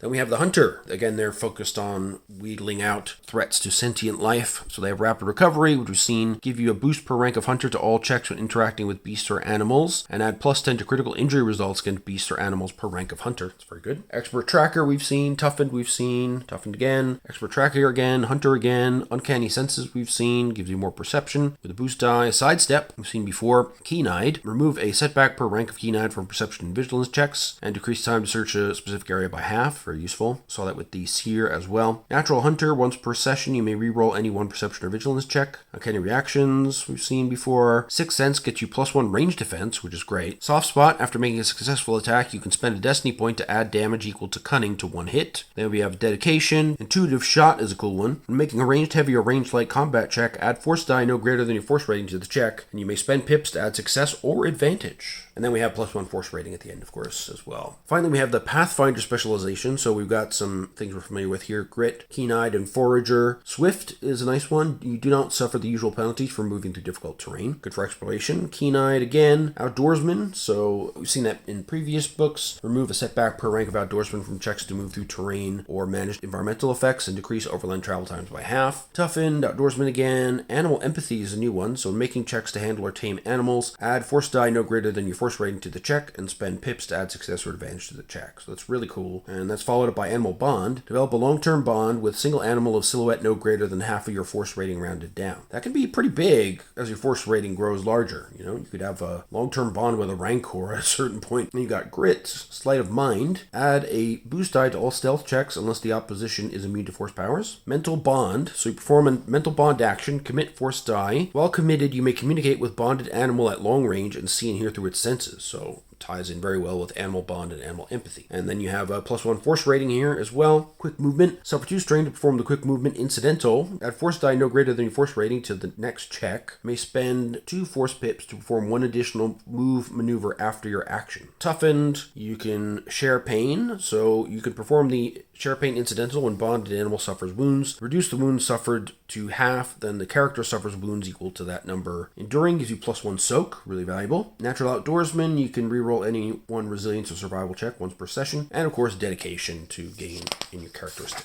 We've got the Sentinels. It's a very cool role here. During the time of the Old Republic, the Jedi Sentinels were Force adepts who blended combat experience and training in the Force with a more pragmatic approach to their duties. They embraced practical technologies and utilized techniques borrowed from police forces, skip tracers, spies, and even lawbreakers. So they're there to kind of enforce the rules, and they have a strong moral imperative. Their specializations are pretty interesting. So for the first one is Artisan. So some Force users have an innate skill with tools and machines. So they gain astrogation, computers, knowledge, education, and mechanics as additional career skills. So this is basically the Force-sensitive version of a mechanic or engineer. Then we have the Shadow. In the ancient days of the Jedi Order, Sentinels worked tirelessly to police the galaxy's criminal underbelly, and a small subset of those focused their attentions on a far greater and more dangerous threat. They trained tirelessly to find and eliminate those who had fallen to the dark side. These Sentinels were called Shadows, and they hunted the Sith. So you gain knowledge, underworld, skullduggery, stealth, and streetwise as additional skills to help you search the underworld for those fallen to the dark side. Then we've got Form 5, lightsaber combat, the Xian style. The lightsaber, of course, is a potent weapon. You can overpower an opponent who has a weapon capable of parrying it, and it can also deflect blaster bolts. And those who master the Xian lightsaber form embrace these two aspects. It takes clever precision to reflect a ranged attack back towards an adversary, but just as much shrewd brilliance to recognize the right time to overpower adversaries through raw force. They gain athletics, lightsaber, resilience, and skullduggery as additional career skills. During combat, they prepare a battleground whenever possible in advance of a conflict, and during combat they'll continue to constantly analyze the situation and take advantage of the terrain, sense the best way to use their training, and thinking ahead of their opponents as much as possible. Sentinel stories, so a character may have been a delinquent in a crowded urban environment and fell outside of the social safety net, so they didn't have a lot of opportunity, but they had to face a lot of personal responsibility, and that could lead to them developing the ideals and strong personal moral drive that's endemic in the Sentinels around the galaxy. It could be a prodigy,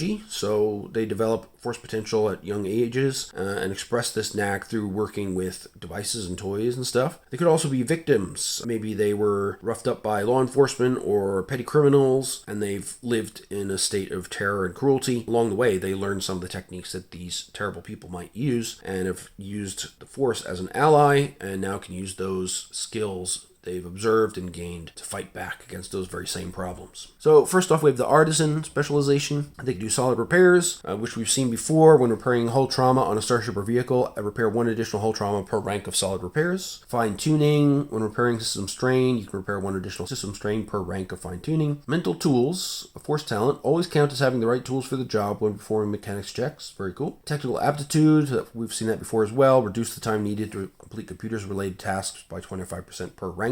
We got grit, more solid repairs, more fine tuning, more grit. Then we have inventor. Constructing new items or modifying attachments add a boost or remove a setback per rank of an inventor. Imbue item, this is a cool one. So take a maneuver, suffer one strain, and commit a Force die to grant one weapon, piece of armor, or item an improvement while the Force die remains committed. Suffer one strain every round for the die that remains committed. Natural Tinkerer, once per session you can reroll any one mechanics check. Defensive slicing we've seen before, basically making it harder for the opponent to hack your own computers. Solid repairs, +1 Force rating, always fantastic. Defensive slicing again. Mental Fortress, we've seen before, spend a destiny point to ignore the effects of critical injuries on intellect and cunning checks until the end of the encounter. Master Artisan, once per round you can take the Master Artisan incidental, suffer 2 strain to decrease the difficulty of the next mechanics checks by 1 to a minimum of 1. Intuitive improvements, when making a check to craft or repair an item, you can add Force die no greater than your Force rating and spend 2 pips to increase hard points by 1 to a max of +2. We have Dedication to gain a characteristic point, and finally Comprehend Technology, make an average knowledge education check to use your Force rating as ranks and skills to use a single item.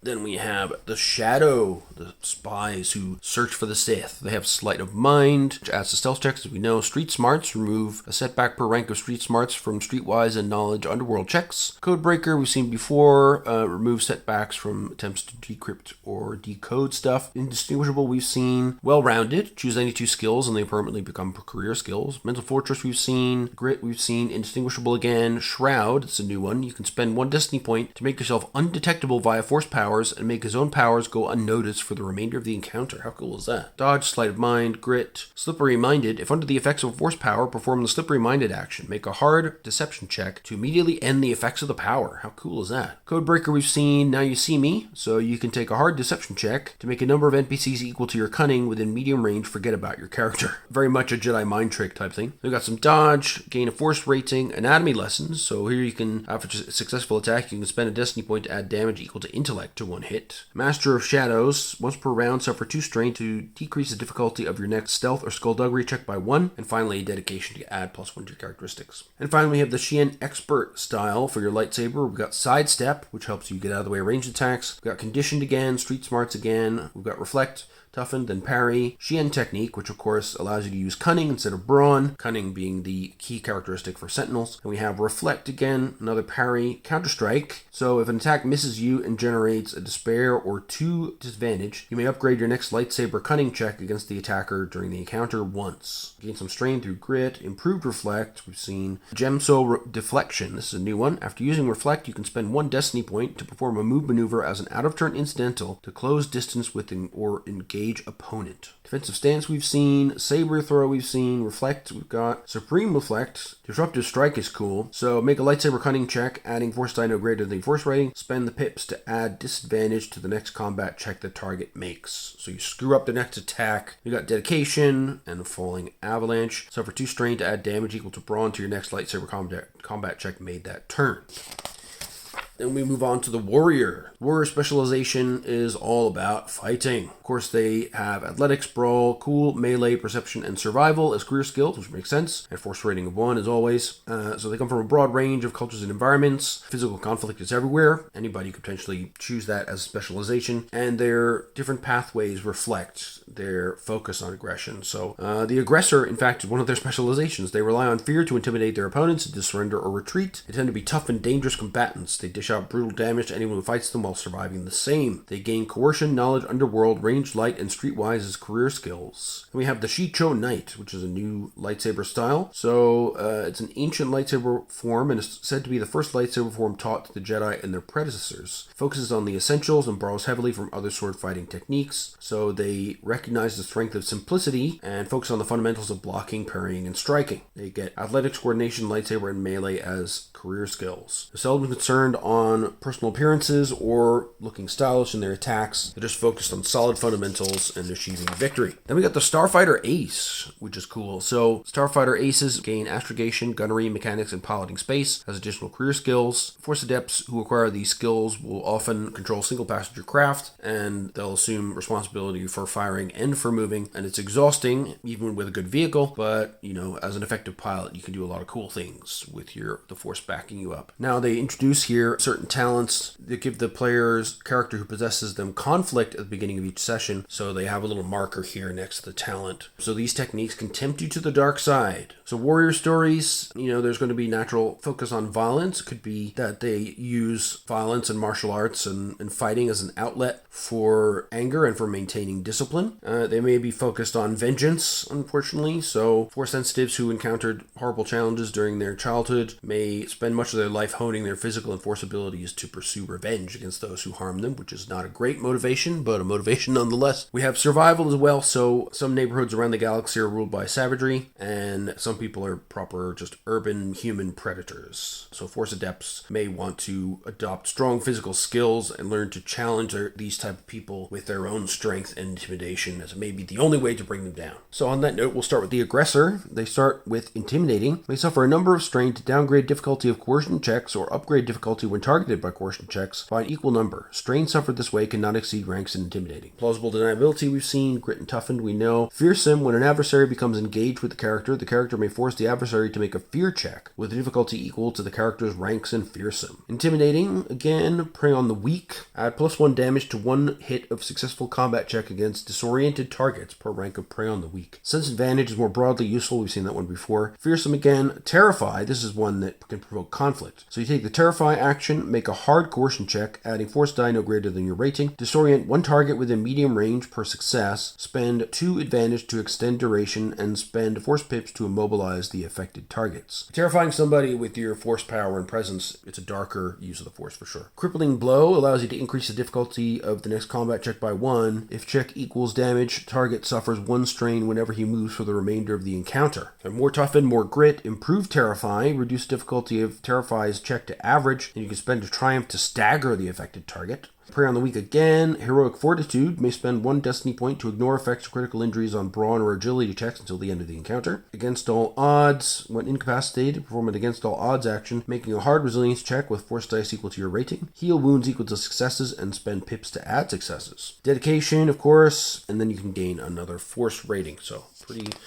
violent, potentially tempting you to the dark side, this tree, but a lot of powerful stuff in there. Plus, force rating, dedication, always useful to have. Then we have the Shicho Knight. So they're focused on the fundamentals, and we get parry, second wind, which we've seen before, toughened, parry again, more second wind, more conditioned, multiple opponents. So you add a boost to lightsaber, brawl, and melee checks when engaged with multiple opponents. Durable, you can reduce any critical injury suffered by 10 per rank of durable, which is really helpful. Quick draw, we know. Grit, we know. More parry, more defensive training. Natural Blade Master. Once per session, you may reroll any one lightsaber or melee check. Sarlacc Sweep. Increase difficulty of lightsaber check by 1 to perform Sarlacc Sweep action. May spend 2 advantage to hit additional engaged targets. You also have improved parry. Some gem again, which allows you to disarm lightsaber opponents, which is great. Center of Being again, we've seen before. Durable, dedication as ever, and parry. As with most of the lightsaber forms, you don't gain a force rating for this one, but you do get a dedication. Then we have finally Starfighter Ace. So this is an unusual one. You can have Grit, Skilled Jockey, remove a setback per rank of Skilled Jockey from all Paladin, Planetary, and Paladin space checks the character attempts. Rapid Reaction we've seen before, Solid Repairs, useful for repairing your starship. Intuitive Evasion, take maneuver, suffer 1 strain, and commit force dice up to ranks of Intuitive Evasion. Upgrade difficulty of all combat checks targeting a starship or vehicle by an equal amount. Suffer 1 strain every round force dice are committed. Confidence, we've seen Solid Repairs again. Galaxy Mapper, we've seen in previous books, remove a setback per rank of Galaxy Mapper from astrogation checks, and astrogation checks take half the normal time. Full Throttle, we've seen before, make a hard piloting check to increase the vehicle's top speed by 1 for a number of rounds equal to your cunning. Rapid Reaction, we know. Exhaust Port, you can spend 1 destiny point to ignore the effects of the massive rule when you're making an attack against a starship. Grit, of course, we know. Intuitive Strike, making a combat check with a planetary scale weapon, add force dice no greater than force rating, and spend 2 pips to add a success or advantage. Touch of Fate, once per session, add 2 boost dice to any one check. We got Grit, Skill Jockey, gain a force rating. Tricky Target, count your vehicle or starship as having a silhouette 1 lower when being attacked. Dedication, of course, and Intuitive Evasion again.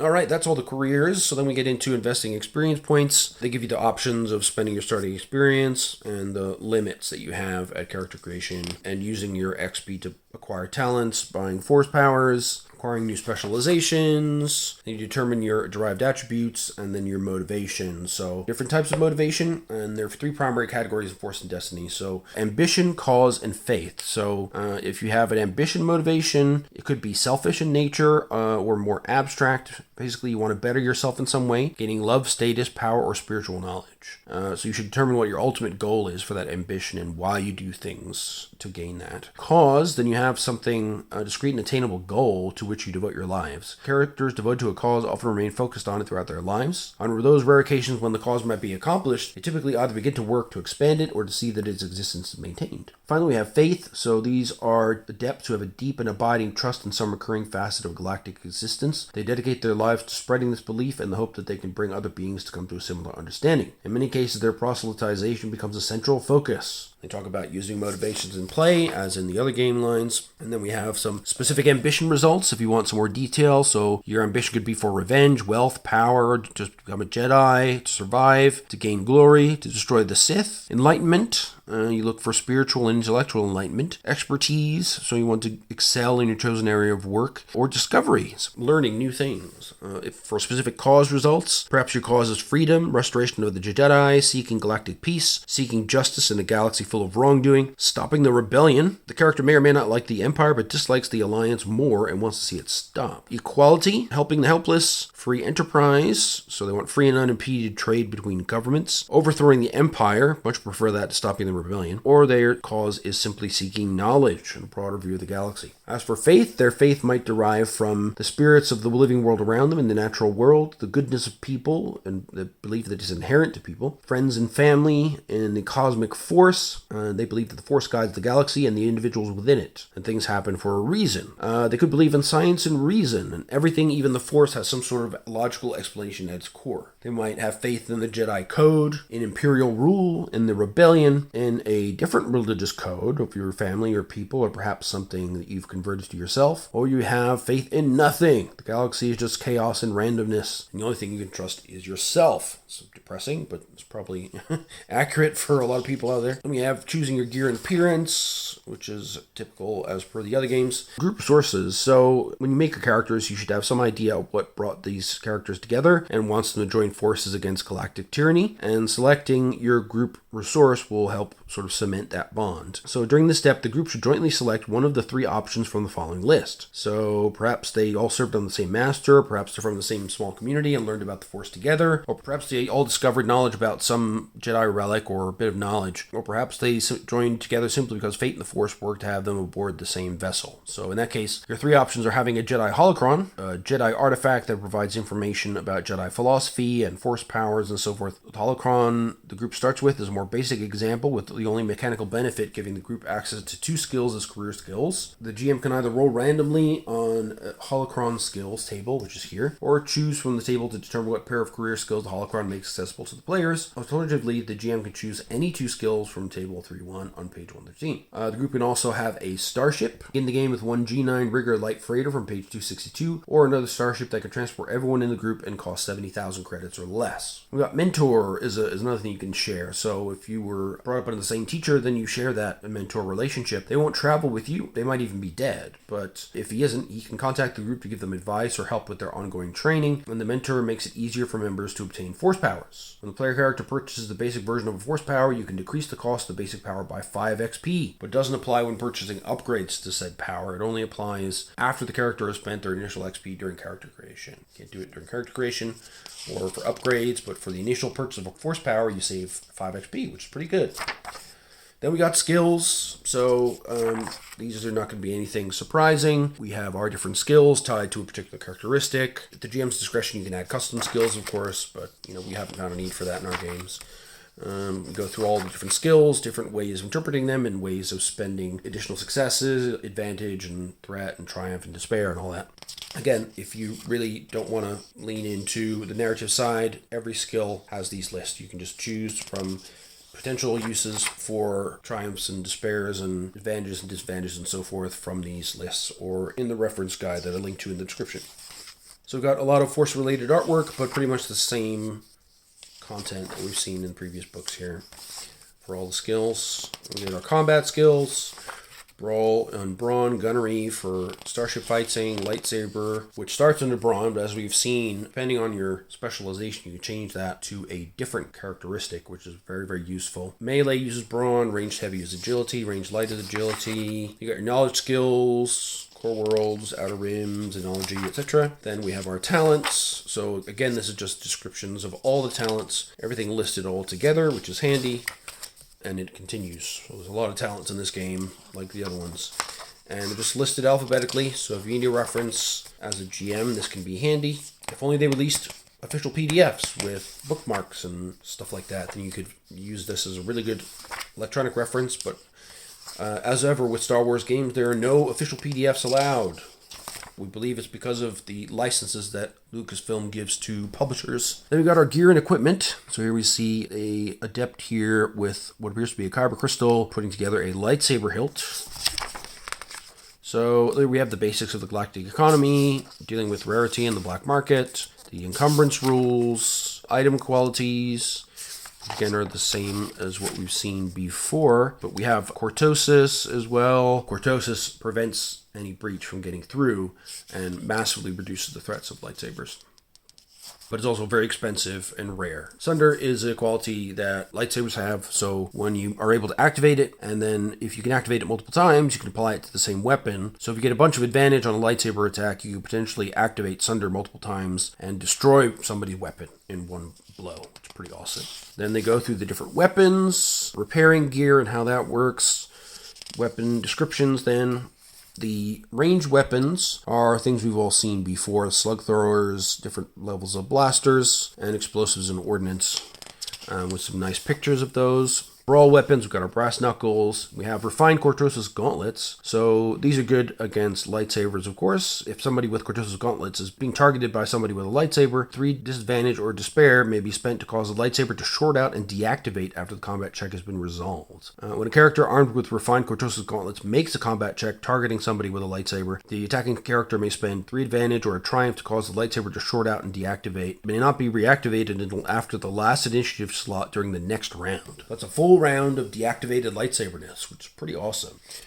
Ancient swords, a Cortosis shield. These are pretty rare and are remnants from the old Jedi Order. You'll notice that our melee weapons here are expanded. So we've got these refined Cortosis gauntlets, Cortosis shield, Cortosis staff, refined Cortosis sword. Yeah, so there's a few additions that weren't in the previous game. So the Cortosis shield can absorb energy and disrupt the blade of a lightsaber. Note they don't do any damage as such. They've got the Cortosis quality, cumbersome 3, defensive 2, and deflection 2. So Cortosis cancels out breach, basically, so lightsabers can't get through. The refined Cortosis staff is great. It's something that you can use to withstand blows from a lightsaber and also functions very well as a weapon. And it has the secondary effect, like the gauntlets, of possibly shorting out a lightsaber and has the same mechanics for doing so. Cortosis sword. So they were made to counter the elegant and deadly lightsabers wielded by Jedi and other Force adherents. Built in a variety of styles and using varying amounts of Cortosis, Cortosis bladed swords are still a threat to even the most powerful Force user because of that ability to go face to face with a lightsaber, potentially come out on top by shorting them out. So Cortosis sword has Cortosis and defensive 1. Electro staff was used widely among Separatist forces during the Clone Wars. They can also resist a lightsaber blade, so they have Cortosis quality as well.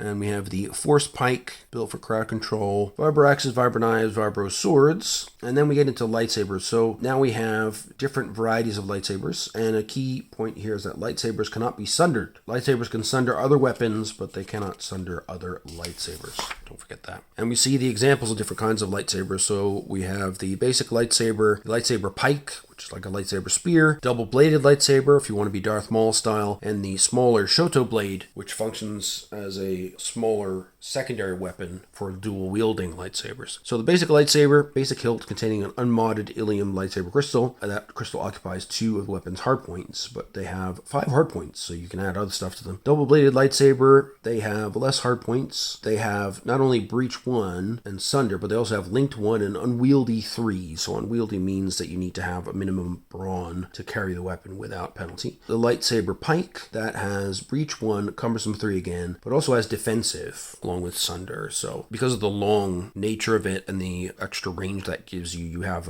extra defense against melee attacks. And then you have your Shoto, damage is reduced to 5 at the base. They only got 3 hard points, but they've got accurate 1 along with breach 1 and sunder. So accurate gives you boost dice on 2 hit rolls. Then you have your training lightsabers. They don't have any crit rating. Notice all the other ones, lightsabers have a crit rating of 2, so it's easy to get a crit. The training lightsaber doesn't crit, and it does stun damage only. Now, lightsaber hilts are where you have the kyber crystals that are the soul of the lightsaber. You can customize your hilt by adding ornamentation or additional functionality. A basic lightsaber hilt doesn't have any special qualities. A double-bladed lightsaber hilt gives you linked and unwieldy. Lightsaber pike hilt will give you cumbersome 3 and defensive 1, and a Shoto hilt gives you accurate 1. So those are the basics. Putting together hilts is not difficult. If you want to make other mods, you need to take into account the difficulty of those mods and the number of hardpoints you have, and how appropriate those mods are for your lightsaber. Then we got your armor. We have adverse environment gear, armored clothing, armored robes, which are very handy for a Jedi, speaking from experience. Got a couple of hard points, which means you can slip in some extra plates of armor. They're at rarity 8, however, so a little bit harder to get. Armored clothing is pretty decent as well, but armored robes give you the soak of 2, which is really nice. Powdered armor gives you soak of 2, but no defense. But the encumbrance for a armored robe is pretty tough. Very useful for staying inconspicuous, but still well protected. Now you have your general gear, so drugs and poisons, things that we've all seen before, comm links, hollow messengers, cybernetic enhancements and replacements, everything from cybernetic legs to electro binoculars to bacta tanks to field suits and space suits, ration packs, cybernetic eyes, brain implants. My character's one of those after a grievous head injury. Medical equipment, including stim packs, physician kits, synth skin, security equipment, including restraining bolts for droids.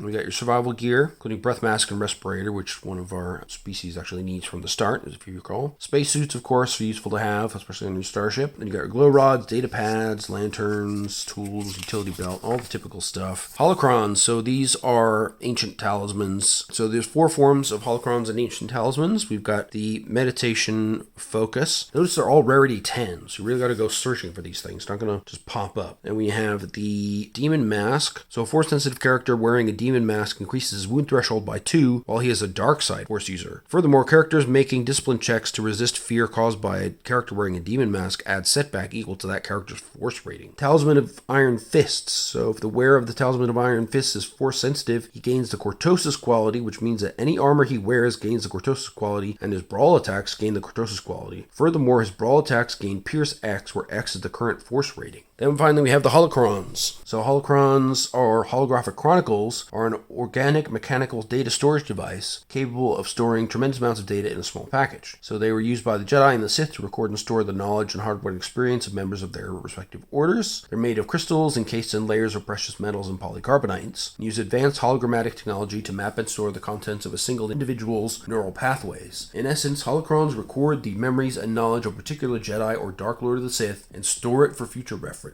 Once activated, a small hologram of the holocron's namesake is projected above the device. The gatekeeper is then addressed and can teach lessons, answer questions, or simply engage in conversation with the user. Most known holocrons were kept at the Jedi Temple on Coruscant, and the majority of those were lost during the Great Purge, when Darth Sidious raided the holocron archives and either confiscated or destroyed everything he found there. Some few survived and are still at large throughout the galaxy, but with the prescription on the ownership of Jedi artifacts and rarity of holocrons, it's a rare person who has even heard of a holocron, let alone knows where to locate one. So depending on its nature, a holocron can grant new force powers, increase the damage of a specific kind of attack, like melee, range, gunnery, lightsaber, etc., grant basic or advanced talents, grant or increase a skill, or anything else a game master can imagine. On his first attempt to use a holocron, a character must make a hard knowledge lore check to activate the device and summon the gatekeeper. Once holocron is activated, the character who activated it must spend an amount of time dictated by the GM studying the holocron and conversing with the gatekeeper before benefiting from whatever bonuses the holocron provides. All holocrons, unless otherwise noted, grant an ongoing benefit to the user, so 2 skills determined by the holocron become career skills for the holocron's user as long as it remains in the user's possession. Some holocrons grant additional bonuses, some bonuses are ongoing, but others may take effect only once. In the latter case, the user may continue to consult the gatekeeper and even to search through the holocron for information, but the bonuses granted are not granted a second time.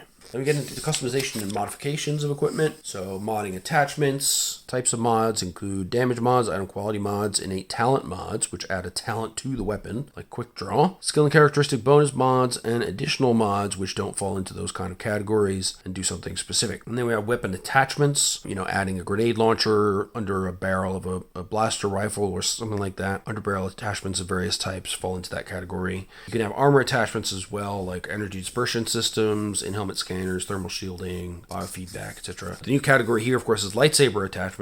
Barab ingots, we've got curved hilts, we've got Dantari crystals, Dragite gems, dual phase modifications, extended hilts, Ilum crystals, that's the standard crystal basically, Great Dragon Pearl, Luridian gemstone, Mephite crystal, Sapith gem, superior hilt personalization, and training lightsaber emitter. So we'll go through those briefly here. So lightsabers are like any other weapon in that they can be modified to suit the tastes and needs of their users. So the focusing crystal is the most likely one to be modified. A new crystal can give a lightsaber the ability to create sonic blast when struck, or increases damage yield or ease of use. The most common types of lightsaber crystals come from the planet Ilum and areas in and around the Adiga system. You can also modify hilt shapes and other aspects of the lightsaber to give some benefits to the user. We've got here the Barab ingot. Installing this crystal changes the lightsaber's base damage to 8 and critical to 3. It also gains breach 1, burn 1, and sunder. Curved hilt. You can add automatic advantage to successful lightsaber combat checks when engaged with a single opponent. We have Dantari crystals. They change the lightsaber's damage to 7 and critical rating to 2, and they gain breach 1 and sunder. When making a force power check as part of a combat check, a character using a lightsaber with a Dantari crystal may spend a pip to recover 2 strain. You can also decrease the weapon's critical rating by 1 to a minimum of 1. The Dragite gem is small, dull, and brittle, found in the caves and caverns of the Dollop mountain range on Melee, an aggro world in the expansion region. So installing this crystal changes the lightsaber's damage to 7, critical rating to 3, and it gains breach, disorient 1, and sunder. So disorient is pretty cool. You can add item quality mods to increase disorient, concussive, or damage. Dual phase modifications. They may change the blade length once per encounter as an incidental. Next attack that turn made by the character using this weapon ignores the target's melee defense. How good is that? And we have the extended hilt modification. So it basically allows you to increase the lightsaber striking range and cutting power by using the leverage of a longer handle and a two-handed grip to help focus the wielder's strength into the force of the blow. And the base modifier is to increase the weapon's damage by 1, and you can add potentially the vicious quality as well. And we have the Illum crystal, so change the base damage to 6 and critical rating to 2, which is the base that we saw before. And they get breach 1 and sunder. You can potentially add mods for vicious damage and reducing the critical rating.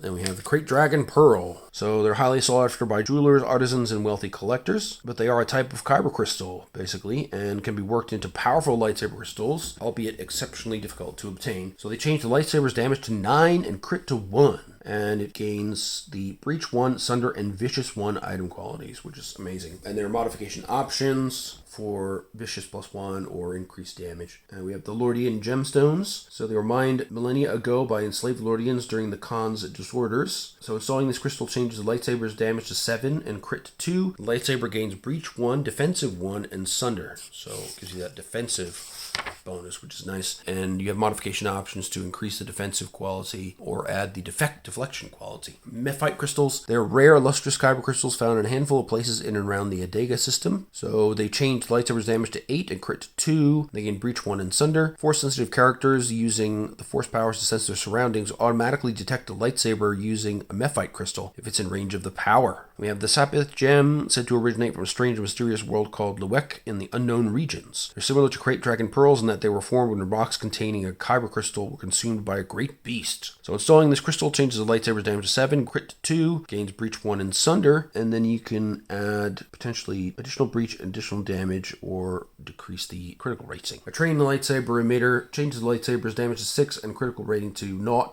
and lightsaber gains the stun damage quality. So those are the new lightsaber mods you need to be aware of. There are more, of course, in supplements later down in the line of Force and Destiny books, but they give you a nice few options here, give you a good idea of how you can get pretty crazy with lightsaber personalization, which is a lot of fun. And we get into conflict and combat. Again, this is going to be familiar from the other books, so we don't need to spend time on it. But of course, with Jedi powers, you can mess around with some pretty interesting stuff during combat, hurling people and things around, changing the action economy, pulling people out of their range bands, all kinds of stuff. We get planetary scale, environmental effects, all the usual business, the effects of falling, corrosive atmospheres, water. Then we get into wounds, strains, ongoing effects like being staggered, immobilized, critical injuries, disorientation, and of course death. And then we have our critical injury table, which once again leads to death at 151 plus. Again, it's completely compatible and identical to the crit table for the other two core rulebooks. Recovering wounds, we have the standard ways of doing so, and then oil baths and emergency repair patches for droids. Now, we saw some force talents that allowed for additional opportunities to heal wounds and critical injuries, which are really handy. There's also force healing available as well. Starships and vehicles. Here we get into our vehicle and starship combat, and silhouettes, defense zones, starship and vehicle weapons, everything from auto blasters to heavy turbo lasers, the use of ordnance, and the overviews of how we work in starship and vehicle combat. The different maneuvers you can take, including angling deflectors, damage control, the additional actions, of course, which I always felt like deserved a bit more explication. They are pretty damn useful. And then how to interpret the combat dice pools, the effective silhouettes, spending advantage and triumph, or disadvantage and despair. You know, just pick from the list if you don't want to be narrative about it. Don't worry about it. Then we got planetary scale ranges, which are effectively the same, but just bigger. Regions on the ground. Then we have stellar phenomena or terrain. Vehicles deal with terrain. Starships deal with stellar phenomena. So we have planetary and space descriptions for setbacks due to navigation hazards. Then we talk about taking damage in vehicles and starships through hull trauma, system strain, critical hits, component criticals. We have our critical hit results again, small ship or vehicle components and large ship or vehicle components, basics of interstellar travel, sublight travel times, astrogation modifiers, the potential for fatal encounters, hyperspace travel times. Then we have our vehicle profile. So here we're going to get, again, some new stuff. We have civilian airspeeders. They are unarmored and unarmed, and they're pretty fragile, just 5 points before they get blown up. But they're silhouette 2, speed 3, and plus 0 maneuverability, so, pretty decent. We got the Ubrican Industries Talon 1 Combat Cloud Car. So this has a maneuverability of plus 2, so it's very nimble, speed of 4, so it's faster. It's also got an armor of 3, higher system strain and hit capacity as well. Weaponry, it's got a forward-mounted twin heavy blaster cannon with linked 1, which is pretty cool. Then we have land speeders. The passenger land speeder is the basic one, so this is the unarmed civilian version with no armor and no weapons. Silhouette, 2 speed, no handling bonus. We have the AA3 Dray light speeder truck. No weapons. It's got worse speed at 1, bigger silhouette, but it's also more robust with 8 in strain and hits. And then we have the B5XS Odyssey heavy speeder bike. 2 silhouette, 2 speed. Got 1 armor, hit threshold of 3, and a system strain threshold of 4. And we got wheeled and tracked vehicles. I love this guy, the rolling mono wheel. It's got a silhouette of 2, speed of 3, handling of -2. It says unskilled drivers quickly find themselves smeared across the landscape, which I can well imagine. No armor, no weapons, and system strain and hits of just 3 each. And we have the ground car, which is just a classic wheeled vehicle. Silhouette, 2 speed, -1 handling, no armor, no weapons, 3 system strain, and 3 hit threshold. Then we have under walkers, the ATHCT, all-terrain heavy civilian transport. So this one, again, it's a walker, but it's not armed. Silhouette 3, pretty large, speed of 1, maneuverability of -1, no shields, no armor, but hit capacity and system strain of 15 each. Then we get into our starships. We've got the BTL A4 or BTL S3 Y-Wing, which we saw in Age of Rebellion. Got decent armor, some shields fore and aft, no maneuverability, speed of 4, silhouette 3, hits 12, system strain 10. They've got a turret-mounted twin light ion cannons, forward-mounted medium laser cannons, and forward-mounted proton torpedo launchers. Then we got the Delta 6 System Defense Starfighter.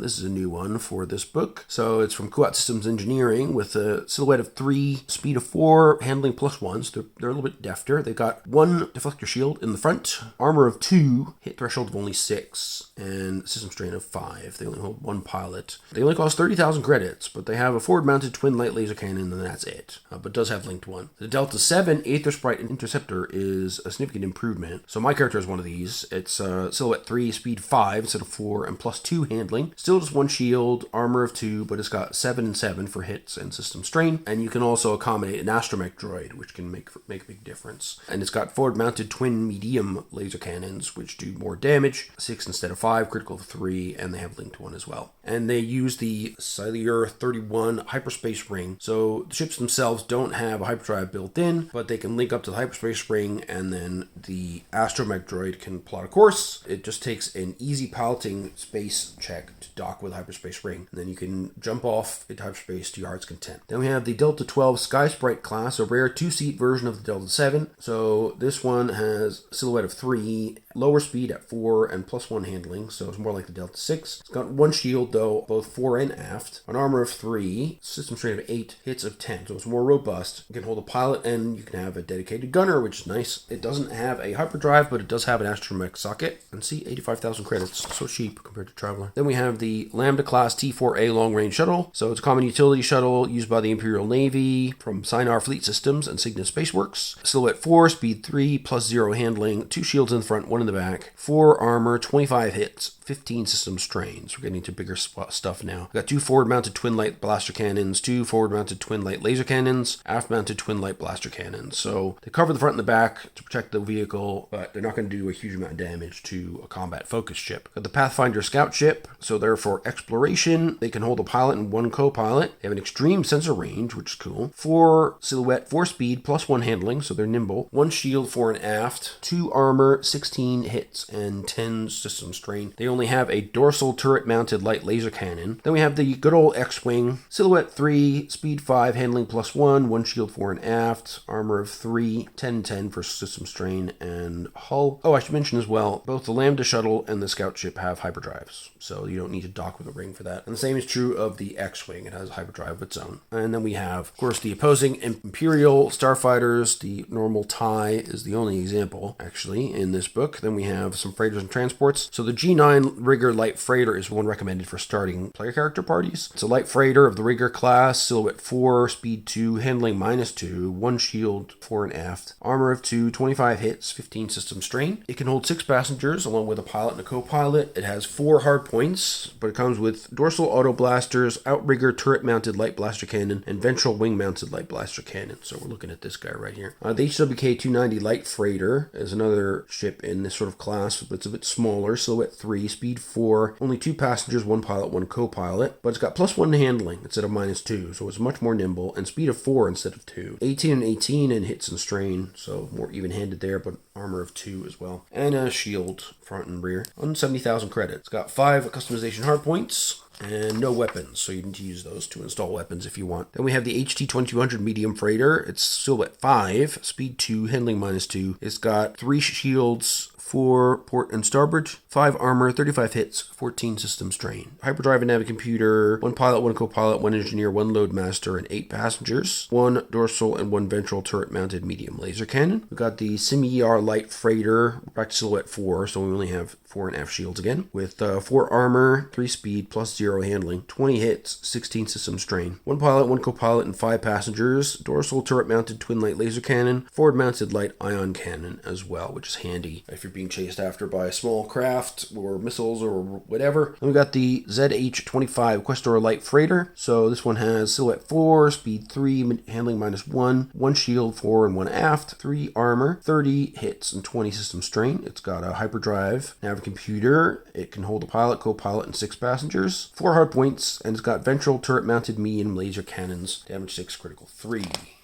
Then we got our capital ships, the ADZ class destroyer, one of the smallest capital ships in the Imperial Navy's arsenal. So it's silhouette 5 only, speed 2, handling -2. It's got shields of 2 for starboard and port, and only 1 to the aft. The armor of 6 though, 50 hits and 35 system strain, so pretty robust. Sensor range extreme. It holds 30 officers, pilots, and crew, 6 starfighters, 8 troops. Not a lot of troops. It's weird. 2 forward and 1 aft dorsal turret-mounted quad laser cannons, which are linked and accurate as well. 2 port and 2 starboard turret-mounted light ion cannons, which is handy. And we got the CR-90 Corvette, which we've seen before. So this is another silhouette 5 cruiser type, speed 3, 2, 1, 1, and 2 on the shields, 5 armor, 50 hits, 25 strain, 1.2 million credits. 1 dorsal and 1 ventral turret-mounted twin medium turbo lasers, so those are serious weapons. And then 2 port and 2 starboard turret-mounted light turbo lasers. Then we have the IR-3F class light frigate, the predecessor to the Republic IPV-1 class corvette. Silhouette 5, speed of 4, handling -1, 2 shields on all 4 sides, 3 armor, 40 hits, 35 strain. Holds 20 officers and crew, no starfighters, and 10 troops. It's got 1 ventral turret-mounted twin light turbo laser battery, 1 dorsal turret-mounted twin light turbo laser battery, and 1 port and 1 starboard turret-mounted twin medium laser cannon. Then we got the Victory class Star Destroyer, which again we've seen before. Nice picture of it there though. So this is a big old size silhouette 8 vehicle, speed 1, handling -3. So they're still devastating even though the Imperial class is better. And it's weird that they have only that one and not the Imperial class in here, but Age of Rebellion will sort you out for that one. So, just quickly, silhouette 8, speed 1, handling -3, shields 2 across the board, 120 hit, 50 strain, and 9 armor, so pretty tough. But 6,107 officers, pilots, and enlisted crew, 24 starfighters, numerous shuttles, craft, vehicles, and AT walkers, 1,600 troops, and they cost 50 million credit. 5 port and 5 starboard light quad turbo laser batteries. They're linked but slow firing. 10 forward mounted twin medium turbo lasers. 10 dorsal twin medium turbo lasers. 20 assault concussion missile launchers. And 10 hull mounted heavy tractor beams. And they're massive 1, so any attack targeting this ship, the critical rating is counted as 1 higher. Then we have ship and vehicle modifications. So you can add things like targeting arrays, electronic countermeasures, better armor, high output ion turbines, better control circuits, a hyperdrive generator, reinforced shield generator, retrofitted hangar bay, smuggling components, upgraded comm arrays, upgraded weapons, all that kind of good stuff. And all the details, of course, are listed here. Now we get into the Force. So here we get much more detail about the Force and a lot more options than previous books. There's a little bit of a story here about the Force wielders, and it's kind of written addressed to the player. So I'll leave that to you to enjoy. So the Jedi believed in the prophecy of the Chosen One that a being would emerge with the power to restore balance to the Force. Fortunately, the Jedi fell to betrayal during the Clone Wars and were all but exterminated. To those who can sense it, the Force remains out of balance in the current era of the Galactic Civil War. And the ways of the Force, they talk about how to learn about it. Ability in the Force is quite rare. It can manifest at any time, and it's a talent that must be nurtured and developed through the Master-Padawan relationship. Powers of the Force, which can affect the body. Powers of manipulation can alter the physical environment surrounding them. Powers of the mind can affect their mind or others. And of course, they can use the Force to enhance their lightsaber prowess. So a Force-sensitive character is any character with a Force rating of 1 or higher. Player characters using any crew in this book don't have to worry about that because they all start with a Force rating of 1. If a PC doesn't begin play with a Force rating of 1, the character will need to take one of the Force-sensitive universal specializations in Age of Rebellion or Edge of the Empire to gain a Force rating and thus become a Force-sensitive. And each time you increase your Force rating, that increases the number of Force die you can roll. Hooray, these guys. They can sometimes be great and sometimes devastating. So, Force-sensitive rules. Force-sensitives gain access to certain unique powers via the Force. They can be Force powers or Force talents. So, you can make a Force power check where you roll a number of Force dice, and using the results to generate Force points, you can spend these to activate and enhance abilities in a variety of ways as described in the individual power or Force talent. The other way is you can commit Force dice. So, that's when you have, say you have 4 Force dice and you commit 1 to keep a power ongoing. That is now out of your pool until you're done committing the power. Let the power lapse, then you can put that back in your pool. Otherwise, whenever you roll Force powers, that 1 die would be left out and you'd only roll the remainder. Then Force power checks, they go into some detail here. You can also have combined Force power checks. So some Force powers and Force talents will ask you to make a Force power check combined with a skill check, and then the Force pips will have an effect on the skill check. So you combine the Force die you would roll along with the rest of your pool, and relevant powers and talents should specifically state when a combined check should take place. And it can also occur when a PC is dealing with particularly powerful characters. So the character must generate enough Force to activate the Force talent or Force power's basic power or appropriate control upgrades, and must generate at least 1 uncancelled success for the check to succeed. Some combined Force power checks allow the character to spend Force before resolving the overall success or failure of a check, which is what I was talking about earlier. So in some cases you can use the Force pips to generate additional success or advantage. So you can go ahead and do that, but you need to generate the pips that are shown to you on the Force dice that you roll as part of the combined check. Of course, once you have a power, as we've seen before, they have their own trees with different upgrades, and as you spend more Force pips, you can activate more upgrades. Control upgrades will give you different twists on the power, and range and magnitude upgrades will add to its range or its strength in different ways. We've got some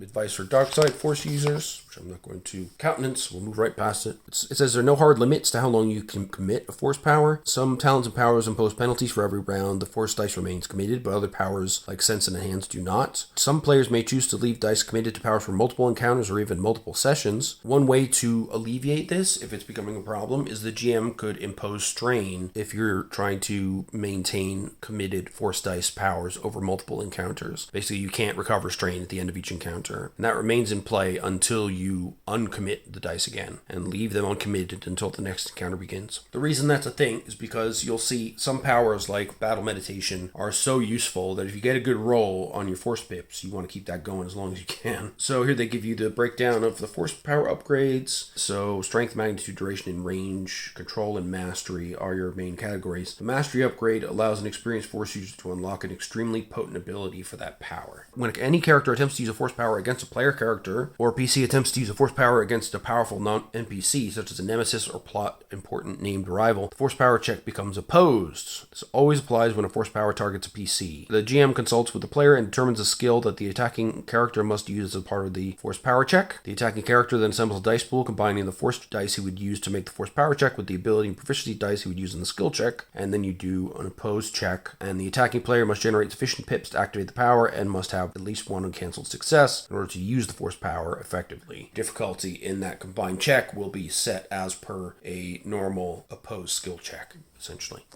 Then we get into the powers themselves. So we get right off the bat with the real juicy one, Battle Meditation. The basic power costs 15. Basically, you direct allies in battle, making them more effective as a coordinated unit. You can spend force pips to add 1 automatic success to all checks made by a number of engaged friendly targets up to your presence before the end of the next turn. If the user used any dark side pips to generate those force pips, reduce each target's willpower by 1 until the end of the encounter. It's a real downside to using dark side pips with Battle Meditation. But for light side users, it's amazing because you get a bunch of magnitude upgrades, which allow you to affect more and more people. And then you get 3 range upgrades. So you can go from engaged to close to medium to long. If you get this control upgrade, you can suffer force strain to change the range of power and range upgrades to planetary scale. So for force strain, you can help everybody on a planet or everybody in a star fleet. I mean, it gets pretty wild. The other control upgrades allow you to make an easy leadership check, and if you succeed, then you can send simple orders as part of the power. The strength upgrade here allows you to spend 2 pips to add 1 additional automatic success. That'll be 2 automatic successes to every affected character, which could be everybody on the planet, by the way. If you commit 3 dice, you can sustain the power on each affected target while they're in range, which range should not be a problem. And then the mastery power. If no dark side pips were used to generate your pips, choose 1 skill. While affected by the power, every affected character counts as having the same number of ranks in the chosen skill as the affected character with the most ranks in the skill. So if you've got an army full of people and 1 commander who's an amazing shot, then if with your mastery up, everybody will have the same ranks in, say, ranged light or ranged heavy that commander with an excellent shot has, which is pretty amazing. Battle Meditation is absolutely fantastic. I almost always use it in combat situations or anything where the outcome would benefit from people having free successes, which is pretty much all the time. So it's really, really good to use as a support character. Then we have Bind. So prerequisites here, by the way, for both of these, you need force rating 2+. So Bind is using your telekinetic powers to seize others from afar, but you have to be careful with this one because if you use this to choke someone out, then you're going to end up with some conflict points. The Bind power restrains an enemy from acting. The user may spend pips to immobilize a target within short range till the end of the user's next turn. If you used any dark side pips to generate this force, the target suffers 1 wound per pip spent on the check, ignoring soak. Dark side users will kill a lot of people with this. Trust me, we've got one in our party. Again, you've got some range upgrades, 3 of those in total. Then we've got magnitude upgrades to afflict additional targets, but you need to spend 2 pips for each additional target. Control upgrades, we have spending a pip whenever target affected by Bind takes an action, then they take strain equal to their willpower. You can also commit 3 force dice to sustain the effect of the power on each affected target, much like with Battle Med. And then there's a strength upgrade, so you can spend another pip to disorient the target for a number of rounds equal to strength upgrades purchased. Then the mastery, so you make a Bind power check. If the check was not already opposed, the user may roll an opposed discipline versus discipline check against 1 target of the power. If no dark side dice were used to generate the pips and the user succeeds on the check, he may immediately stagger the target until the end of his next turn. If any dark side pips were used, the target suffers a critical injury, adding +10 to the roll per pip spent on the check. Now, just to point out, this particular power was used to incredible effect in a recent game where we have been playing for a very long time, and the player has beeline for all the +1 force ratings on basically every career in the world and has a force rating of 8. You can one-shot basically any character in the game with a good enough bind roll if you're a willing dark side force user, because you will just generate automatic crits and wounds that go straight through soak, and it's rough. So GMs, be aware of that. Force powers can be really, really powerful, but they do suck up a lot of XP, so it can be a little bit tricky. In the beginning of the game, force users will not be overpowering because they will suffer in terms of buying talents and upgrading other things. They'll be spending their XP on upgrading their force abilities, which don't really come into their own for a little while. But once they do come into their own, then suddenly that force user has a lot of power, and they can really sway a battle with a well-placed move check, throwing somebody through a blast door for huge damage, or throwing a car at somebody, or flinging stormtroopers off a balcony, or choking someone out like here for huge amounts of damage. I mean, there's tons of stuff that you can do that is not available to other characters, but they will be glass cannons. Typically, they will go down easy if they allow enemies to get too close. A nice little sidebar here that if players want to use their force powers in an interesting way that is kind of outside the power's strict boundaries, but is not affecting something like combat, it's just a narrative use of the force. We often do stuff like that in our game. So they encourage GMs to be flexible in non-structured time, i.e. outside of combat. Let force power usage be made more interesting by the players if they want to. Then we've got enhanced. This is another great force power, so only need a 1 for this, so you can get this right from the get-go. And this one, basically, if you're making an athletics check, you can roll an enhanced power check as part of the pool. You can spend force pips to gain success or advantage. You can choose which one for each pip. Now, this gets really cool because you have lots of control upgrades, so you can use one control upgrade will give you the coordination skill, piloting planetary, then piloting space, then resilience, then brawl. You can then make an ongoing effect by committing a die and increase your brawn by 1. You can also have other control powers that give you force leaps both horizontally and vertically. You can increase your range. You can have another ongoing effect, commit a force die to increase your agility characteristic by 1. The final control upgrade lets you perform a force leap as a maneuver instead of as an action. So it's a really great power. You're using the force to boost your regular physical abilities. You can upgrade your base characteristics with your force power and keep that going. Very, very, very useful.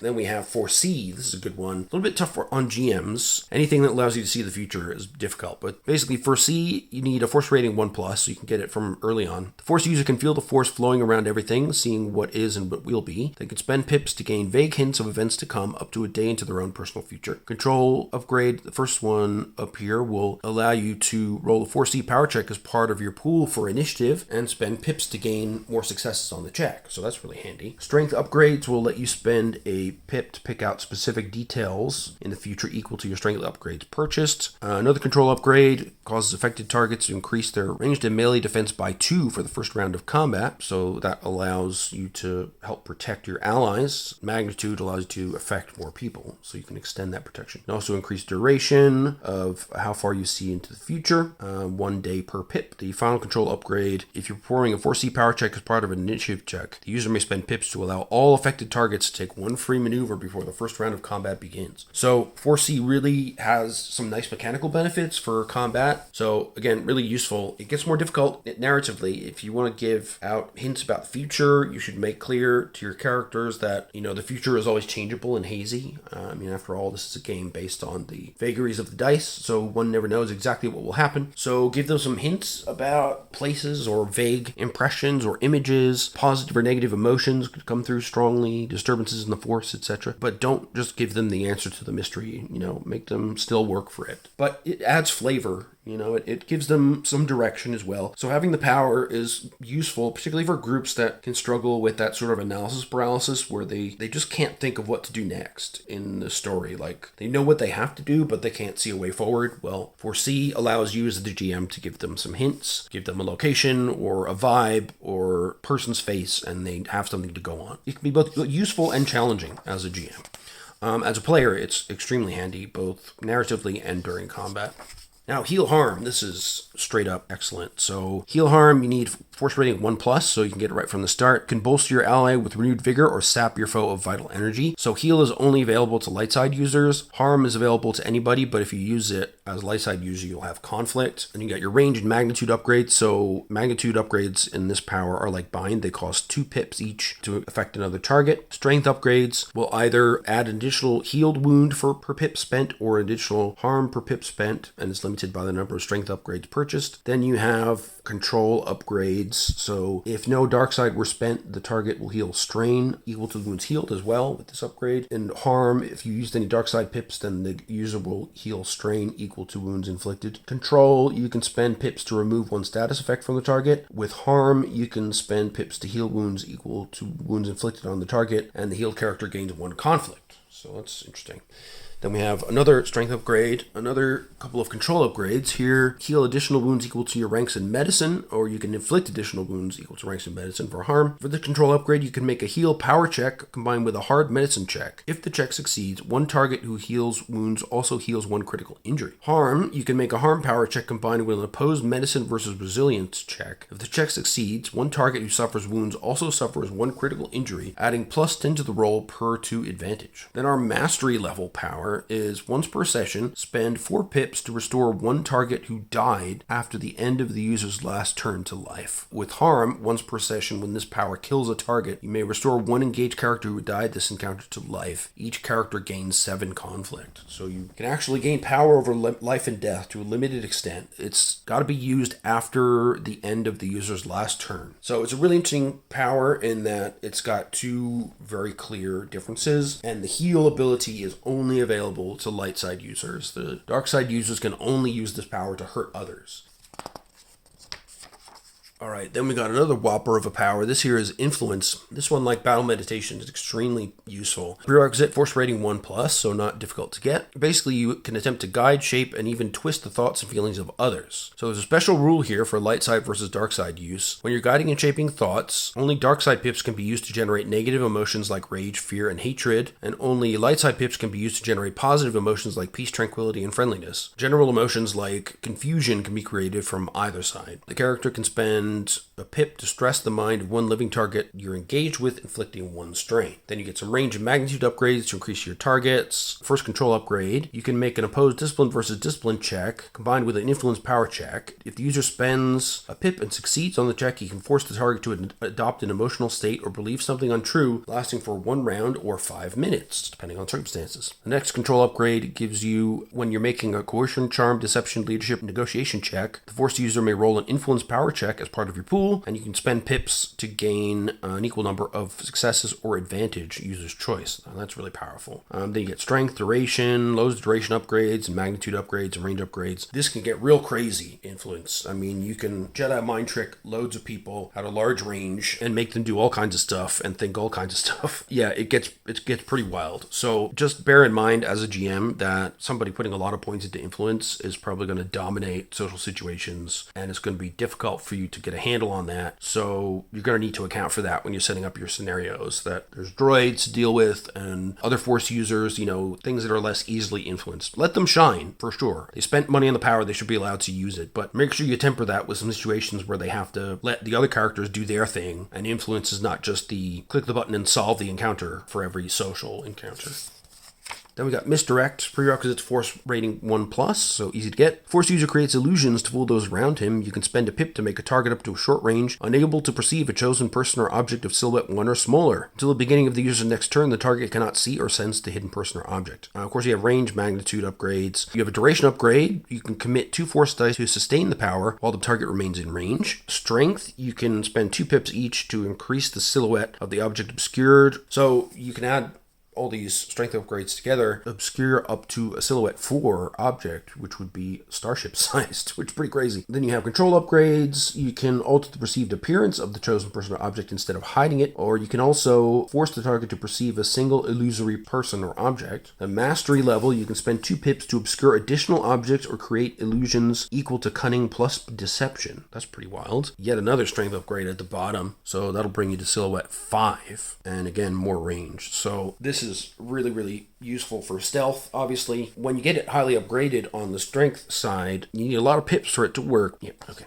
Then we have Move. This is another classic. So this is telekinesis with the Force. You can move small objects by the power of the Force, but we'll soon see that it can be not quite so small. So magnitude, you can increase the targets affected. There's a bunch of those. Strength means you can increase the silhouette. You can go 1, 2, 3, 4 up to silhouette 4. In this case, you start at silhouette 0. And then you have range upgrades, control upgrades. So here you can hurl objects to damage targets by making a ranged combat check combined with a move power check, dealing damage equal to 10 times the silhouette of the target hit. Control, you can also pull objects out of secure mountings or out of an opponent's grasp. So you can snatch your opponent's lightsaber or weapon out of their hand. The final control upgrade, you can do fine manipulation of items, allowing him to do whatever he could normally do with his hands via this power at the power's range. With a fully upgraded move power set, you can throw small starships at people and take out entire hordes of minions and bad guys because they'll suffer say 40 damage, which will be huge and cause massive problems for everyone. It's a lot of fun in combat. So again, let people use the stuff because they spent the XP. They should be allowed to shine and have fun with it. But just build your encounters accordingly as your players' force abilities grow.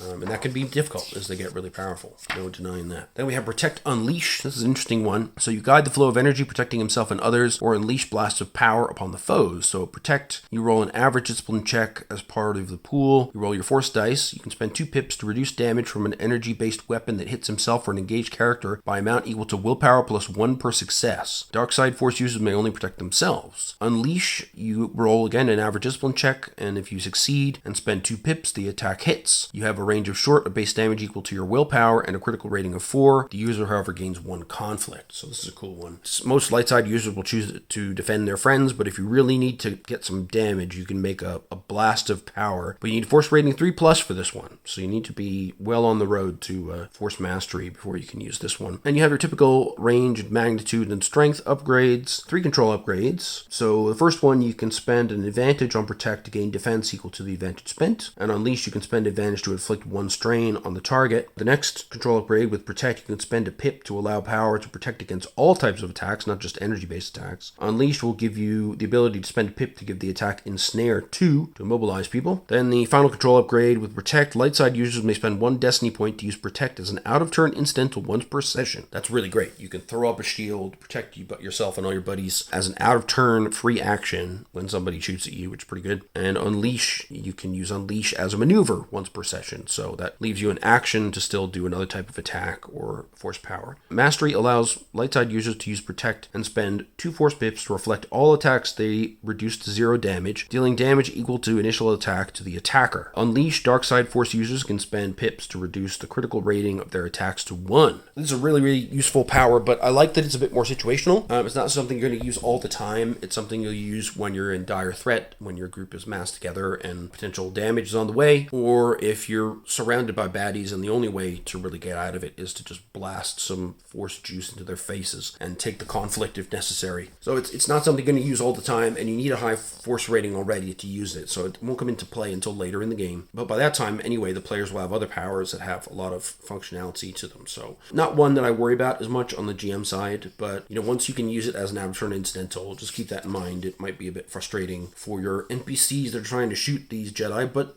frankly, it should be hard to hit Jedi.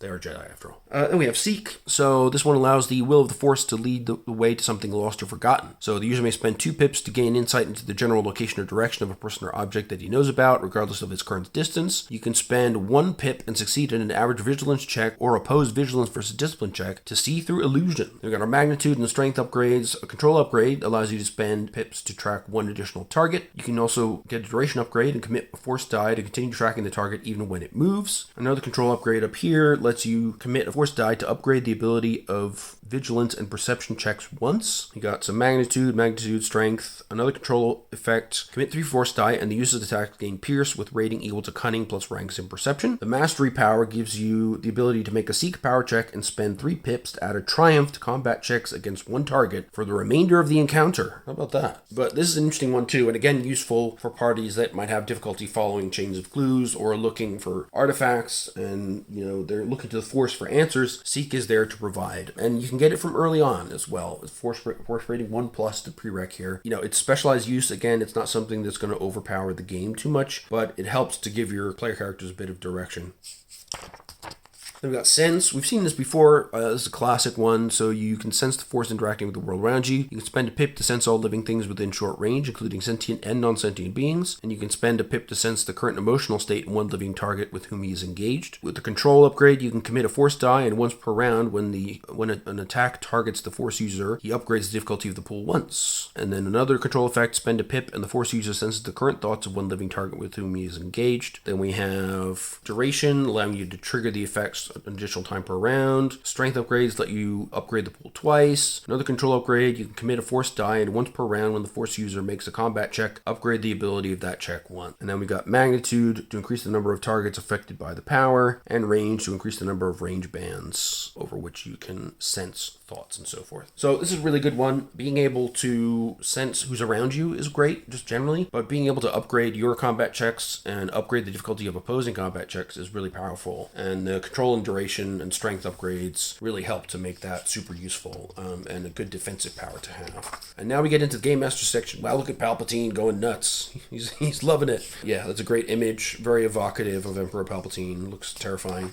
So again, a lot of this is going to be stuff that we're familiar with. Running the first session, group dynamics, navigating party disagreements, planning sessions, using the expanded universe, dealing with absent players, running the game, using boost and setback dice, using strain and music and props, helping you with dice pool evaluation, which gets really easy once you get used to it, awarding and spending XP, managing records and downtime, advanced characters and night level play. So once player characters earn 150 XP or more after character creation, they're considered advanced characters. For those sessions, you need to count for the characters having greater abilities. The game assumes the PCs have had the chance to obtain a lightsaber of some type.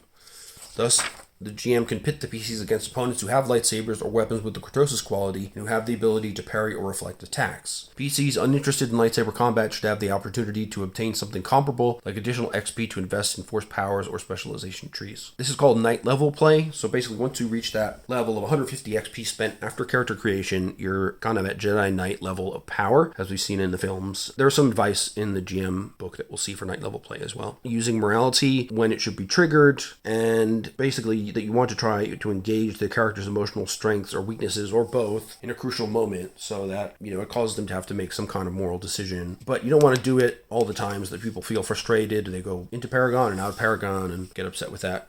Make sure that it's adding value to the story and the player's enjoyment and not just for your own sake. So they give you a nice table here of common conflict point penalties. So you might get 1 conflict for knowing inaction if you don't intervene when something bad happens, lying for personal gain, violence is the first solution, 2 conflict for coercion or threatening somebody with violence or inflicting emotional abuse, 2 to 3 conflict for thieving, stealing something, 3 or 4 points for unnecessary destruction, including object, property, or other items, 4 to 5 points for unprovoked violence or assault, 6 to 7 for unnecessary cruelty to non-sapient creatures, 10 points for torture, and 10 plus for murder. In this case, killing someone who is helpless or no threat to the PCs. Killing somebody in combat who's trying to kill you, that's one thing, but if you murder somebody in cold blood, then get that conflict. They talk about falling to the dark side and how PC versus PC combat is not typically encouraged. It can lead to interesting scenes and scenes that remind one of the films, but they can also lead to big emotions on the player side, and the GM should step in if PvP happens and people are not cool with it or they just don't want to partake anymore. So how to use your player's motivation is another aspect here. Incorporating them into the story, when you should make fear checks, because that also leads to conflict under these rules. And they give some good guidelines here. Adjudicating destiny points, we've seen before. Creating encounters, environments, campaigns.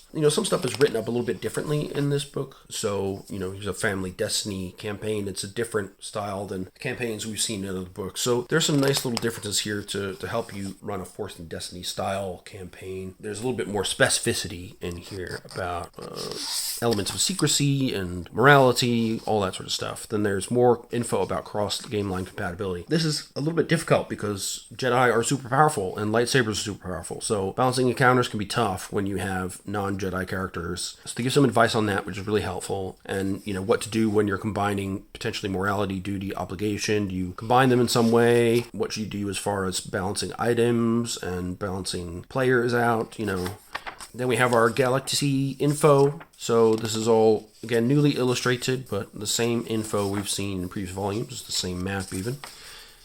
Info about the core, the colonies, notable locations, the inner rim, the expansion region, the mid-rim, the outer rim, notable locations all over the place there, wild space, the unknown regions. And then we get to the Force relevant stuff. So Sith space have long been lost history and devolved into myth. However, the Stygian caldera, the feature that allegedly surrounds Sith space, is a recognized nebula in the Outer Rim's Estrin sector. So today the Sith Empire has long since crumbled into dust and ash. Their worlds may remain, but they are dead places of tombs and ghosts of the ancient past. And there's some notable locations here. Athis, allegedly home to Sith Lord Vodal Kresh and his vassals. There's still a dark cult of worshippers that protect his tomb and follow his teachings to this day. We have Bagaran, a desert world with a number of mountain ranges, riches and gemstones, and punctured with ancient mine shafts, one of the few publicly known worlds that are allegedly part of Sith space. Then we have Bos Thurda, a legendary knowledge repository, the Dargon Trail, a lost hyperspace route from Koros Major to Korriban over 5,000 years ago. The Dromund system, a key population center in Sith space. Dromund Fells, an arid wasteland that was home to a number of Sith Lord estates and training camps. We have Dromund Kaas, once the capital of the Sith Sith Empire. Khol said to have grotesquely mutated Siluth beasts, which stalk the world's deep canyons. Car Delba, a rumored stronghold of legendary Sith Naga Sado. Car Delba is said to have held his palace and power base. Crayus II, an important world to the ancient pure-blood Sith that housed a grand and enormous library temple. And Moraband, or Korriban, a world dedicated to the dead that has sometimes acted as the capital of the Sith Empire. Valley of the Dark Lords holds the remains of the deceased leaders of the Sith Empire, locked away within booby-trapped and some say haunted crypts. Then we have Relg, the planet being the stronghold of infamous Sith Lord Ludo Kresh, a political rival of Naga Sado. And finally, Zeost, been the capital of the Sith Empire under both King Adas and Jedi exile Ajunta Pal, as well as their successors. Then we got some stuff on Forgotten Temples. So, during the warfare history between the Jedi Order and the various incarnations of the Sith Empire, countless temples, outposts, and storehouses were constructed, raided, destroyed, and rebuilt across the galaxy. So most adepts refer to a nexus of strong force energy as a vergence, which can be linked to an object or even a person, but are most frequently associated with places. So these are ways that you can detect potentially notable places of power and ...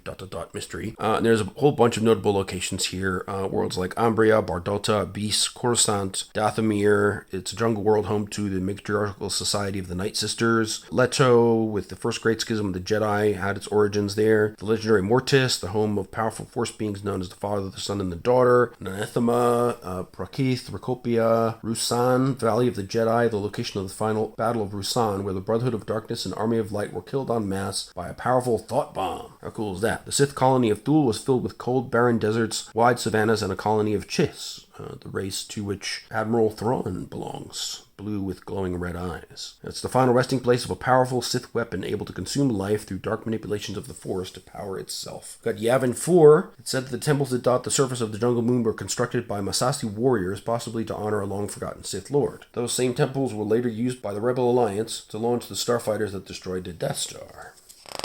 There you go. Then we got some cool planetary profiles. We got Soraya, which is the home of one of the main 8 species in the game you can play. Coruscant, of course, which we've seen in, I think, all the books so far. Population of 1 trillion, 78% human, and there used to be a Jedi temple there, but not any longer. Then we got Dagobah, so that's where we find Yoda, of course. It's mostly bayous, bogs, jungles, and swamplands. It's on the Rima trade route, but has no major imports or exports. The Force is very strong here. And there's a dark side cave there, which we saw in Empire, of course. Dorin, in the Daedalus sector, so it's mainly mountains, valleys, and plateaus, and the main major cities are Dorshan and Dorgalk. Population is mostly Keldor, 98%, so that's where that species comes from. And we have Ilum, the main source of standard kyber crystals. Small population of only 5,200. Mostly frozen lakes, mountains, and ice steppes. No major cities. It's got a Jedi temple and excavation sites. And it used to export Ilum crystals, but it's not very safe now. There's loads of native and transplanted predators. And of course, the Empire will have a strong interest in anybody who travels to Ilum. We've got Moraband, or Korriban, as it used to be known. Population is none, effectively. So it's the homeworld of the Sith.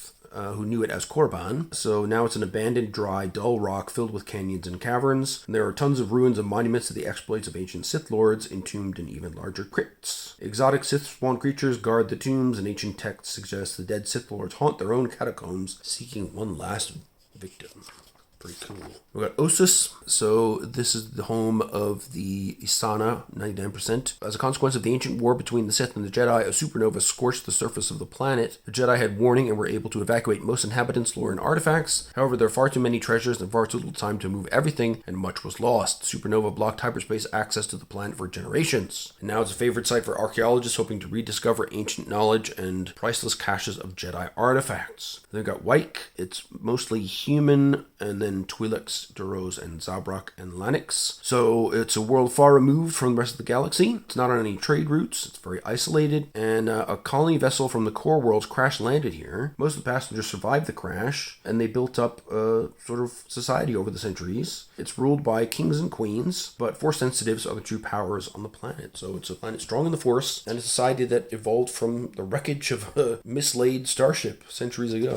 Then we got some more stuff about the Jedi and the Sith. I'm not going to read the stories and legends here because really I think the players should discover that, and I don't want to spoil it for you in advance. You know, there was some hints there in the background to some of the worlds. You know, they talk about the Jedi of the Republic, the councils and authorities that were in place, Jedi archives, the hidden history of the Sith. Definitely spoilers there. The fall of the Jedi, what's happening to Force sensitives now, living in secret, being searched for, what happens if you're discovered and arrested, and, the Force in the Empire in the current days. So, of course, you have the Emperor and Darth Vader as the two Dark Lords of the Sith in charge. And you have the Imperial Inquisitors hunting for remaining Jedi or Force sensitives. You have the Imperial Security Bureau, the ISB, helping with that as well, happily rounding up Force users that they can find. And there's some info here, too, about other Force traditions. So, Jedi are not the only way, the only people, or the only approach to using the Force. You have Barando Sages, Dagoyan Masters, Force Witches of Dathomir. So there are different ways of approaching the Force and different ways of utilizing it that don't follow the same moral code or the same methods as the Jedi. I think that'd be really interesting to explore if this game line ever continues, but I don't think it will. We've got some great examples of lost artifacts of the Force, like old armor, Sith scrolls, crystals, holocrons, amulets. Then we get Darth Maul leading up the Adversaries chapter.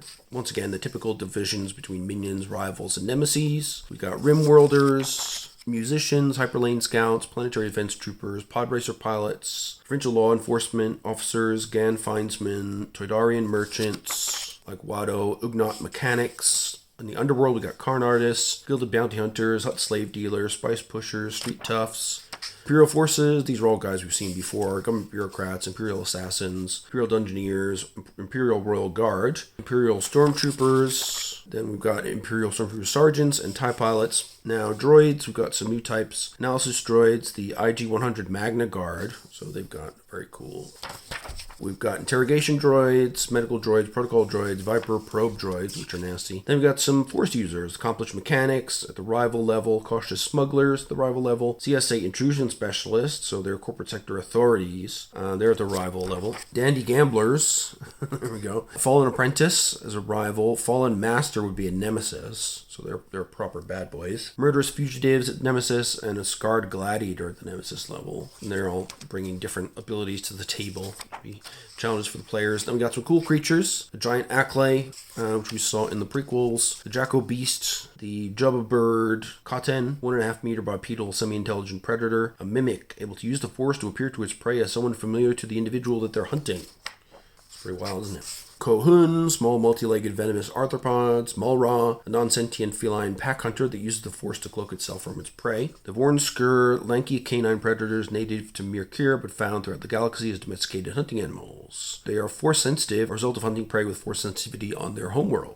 Galactic oddities, we have some Basilisk adventurers, bulky four-armed avians known for their generosity, loyalty, and fearless approach to any dangers they might face. We have Chiss mercenaries at Nemesis level. The Chiss, of course, are, as I mentioned, blue skin and glowing red eyes. Then we have Mustafarian miners, if you want to hang out on Mustafar, like at the end of episode 3. We have the Inquisitorius. So these are the Imperial Inquisitors. They give you some tips on generating unique Inquisitors. So basically they don't provide specific stats. They want you to follow this process to generate, different kinds of Inquisitors. The Acolyte, the Assassin, the Brute, the Investigator, Mastermind, the Traveler, the Warlord. Give us some talents, abilities, and force powers, and equipment. And it's much shorter than generating a full character. It's not following the same rules as that, but it gives you a very capable nemesis. And they have these wild and wacky spinning lightsabers. They've got a lightsaber, a pair of lightsabers, or a double-bladed lightsaber, or an electro staff could work as well. Then we have the Lessons from the Past adventure, which I won't spoil, obviously. There is a nice... we see a map of a Corvette there.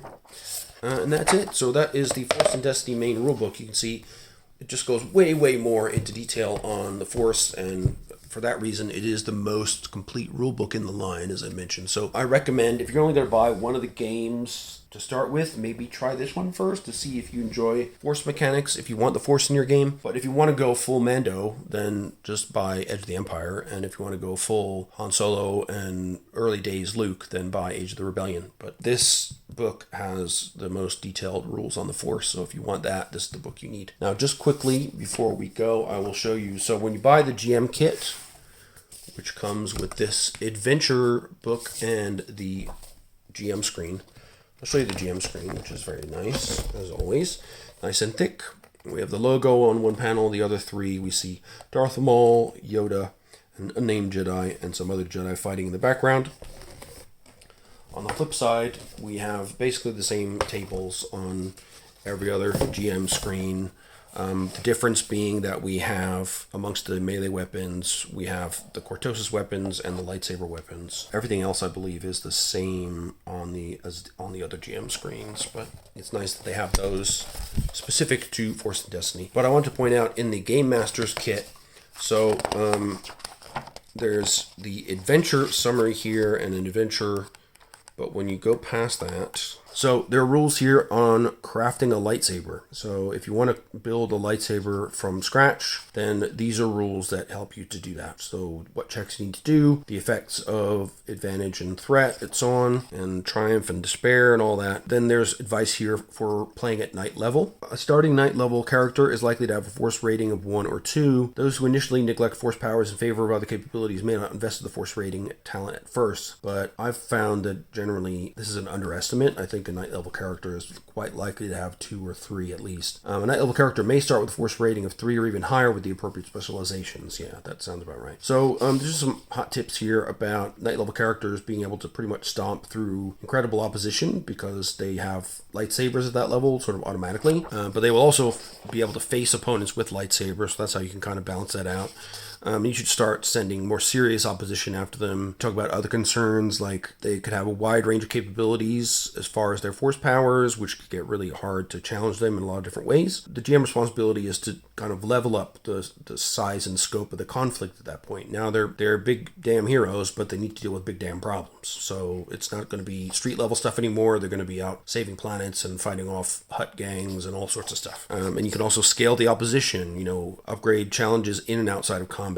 Yeah, lots of nice tips in here on how to design night level campaigns in the Star Wars FFG universe. And they talk about, reflecting on the Skywalker saga and other eras as reference points as well. So those are just a few pages of valuable rules in the GM kit that you should look at as well if you're going to GM the game. So that is Force and Destiny. I talked for ages and a half about this. Hopefully I can edit it down to something reasonable. But as you can see, this game really is significantly different from the core rules in Edge of the Empire. And I've used this book by far the most out of the 3, simply because my campaign, I've been a Jedi Knight. In prior games, I have not played a Jedi, so I became intimately familiar with this book and related expansions over the last 2.5 years. I think it's an absolute dream to play, even when you get to high XP and things get a little hairy for the GM, but, that's the nature of high-level play in a lot of games that have advancing characters, just the way things go. They start killing things you don't want them to kill, and they get killed by things that you try to just make a little bit more powerful. It's a touchy thing when you're GMing at higher level games, but we've still had a ton of fun. We've had a couple of character deaths, but they were all really suitably dramatic and cool. So yeah, I strongly recommend the FFG system. I do think the narrative elements are worth embracing, and I encourage people to give that a try. It's not a requirement, obviously. Like I said, you can approach the game in different ways, but I find that at least sometimes, letting the players say, well, what would be cool is if I could use these for advantage to do something cool, let them do that cool thing, and then very well could spice up the situation and lead to unexpected cool side scenarios or interesting angles for you as a GM that you hadn't considered before. So that's the joy of additional player input. And some people who have played D&D a long time will say, you can do that in any system. And well, yeah, I guess, but this game actually has rules that structure it and don't rely on you having intimate, weekly games with the same group for 20 years to have that level of balance. The dice tell you what level of power you have over the narrative from the beginning. And that's a really valuable thing. And one of the great things about these dice and the game system in general. So that's enough for me. I'm a huge fan of this game. That's obvious. If you want to hear more about it, I will do so. Definitely. Key supplements that I would show, particularly in interested people who want to run the game, they're really important to have. So these include like the general gadgets and gear supplements, the ships and vehicles supplements. Each line has a supplement on an area of the galaxy particularly relevant to the setting for Force and Destiny, Age of Rebellion, and Edge of the Empire. Those are really great and useful books for GM, so I will showcase that stuff at some later point. But if you have any questions about the system, please feel free to ask. It's got a huge following after being out for, I think, 12 years now, and people are still clamoring for reprints, so there was, they've done a good thing with this game. I did not expect much of it when I heard about it, and it's really blown me away, to be quite honest. It's become one of my favorite game systems I've ever played. Even though I'm a much bigger Star Trek fan than I am a Star Wars fan, I've loved the heck out of this game and being Star Warsy for all these years, and I will happily do it for as long as I can. So I hope some of you out there will have enjoyed this enormously long video. video and gained what you need from it. And if you haven't, let me know in the comments and I'll try and help you as much as I can. Do download the system cheat sheet from the Alexandrian. It is not a tutorial, however. You need to read the rulebook and then use that to help you in a session. That's what it's for. It's not designed to teach you the rules. It's there, so all you need is in one place. All the tables, all the ways you can spend, advantage, disadvantage, triumph, and despair are all there for you. But you will need to read the books, which is actually a pleasure because they're really beautifully done. So with that said, I hope you are staying well and I hope you enjoyed this series of videos. I'll come back in a little bit with more Star Wars, but until then, I need to take a break and talk about some other games for a bit. I'll move on to some more recent releases for a bit and then come back to Star Wars, and I'll come back to older Star Trek too as well. I haven't forgotten about that. So yeah, I hope you enjoyed, and let me know what you think about the system, about your gameplay experiences with it, or anything else down in the comments below. Please click like and a little bell thingy to help keep me motivated, keep the channel growing. And if you like what you see, please click on the Ko-fi link down below. Just buy me a coffee or help me pay for my next RPG book. In any case, take care, be well, and I look forward to seeing you all in the comments down below and in the next video as well. Take care and bye-bye.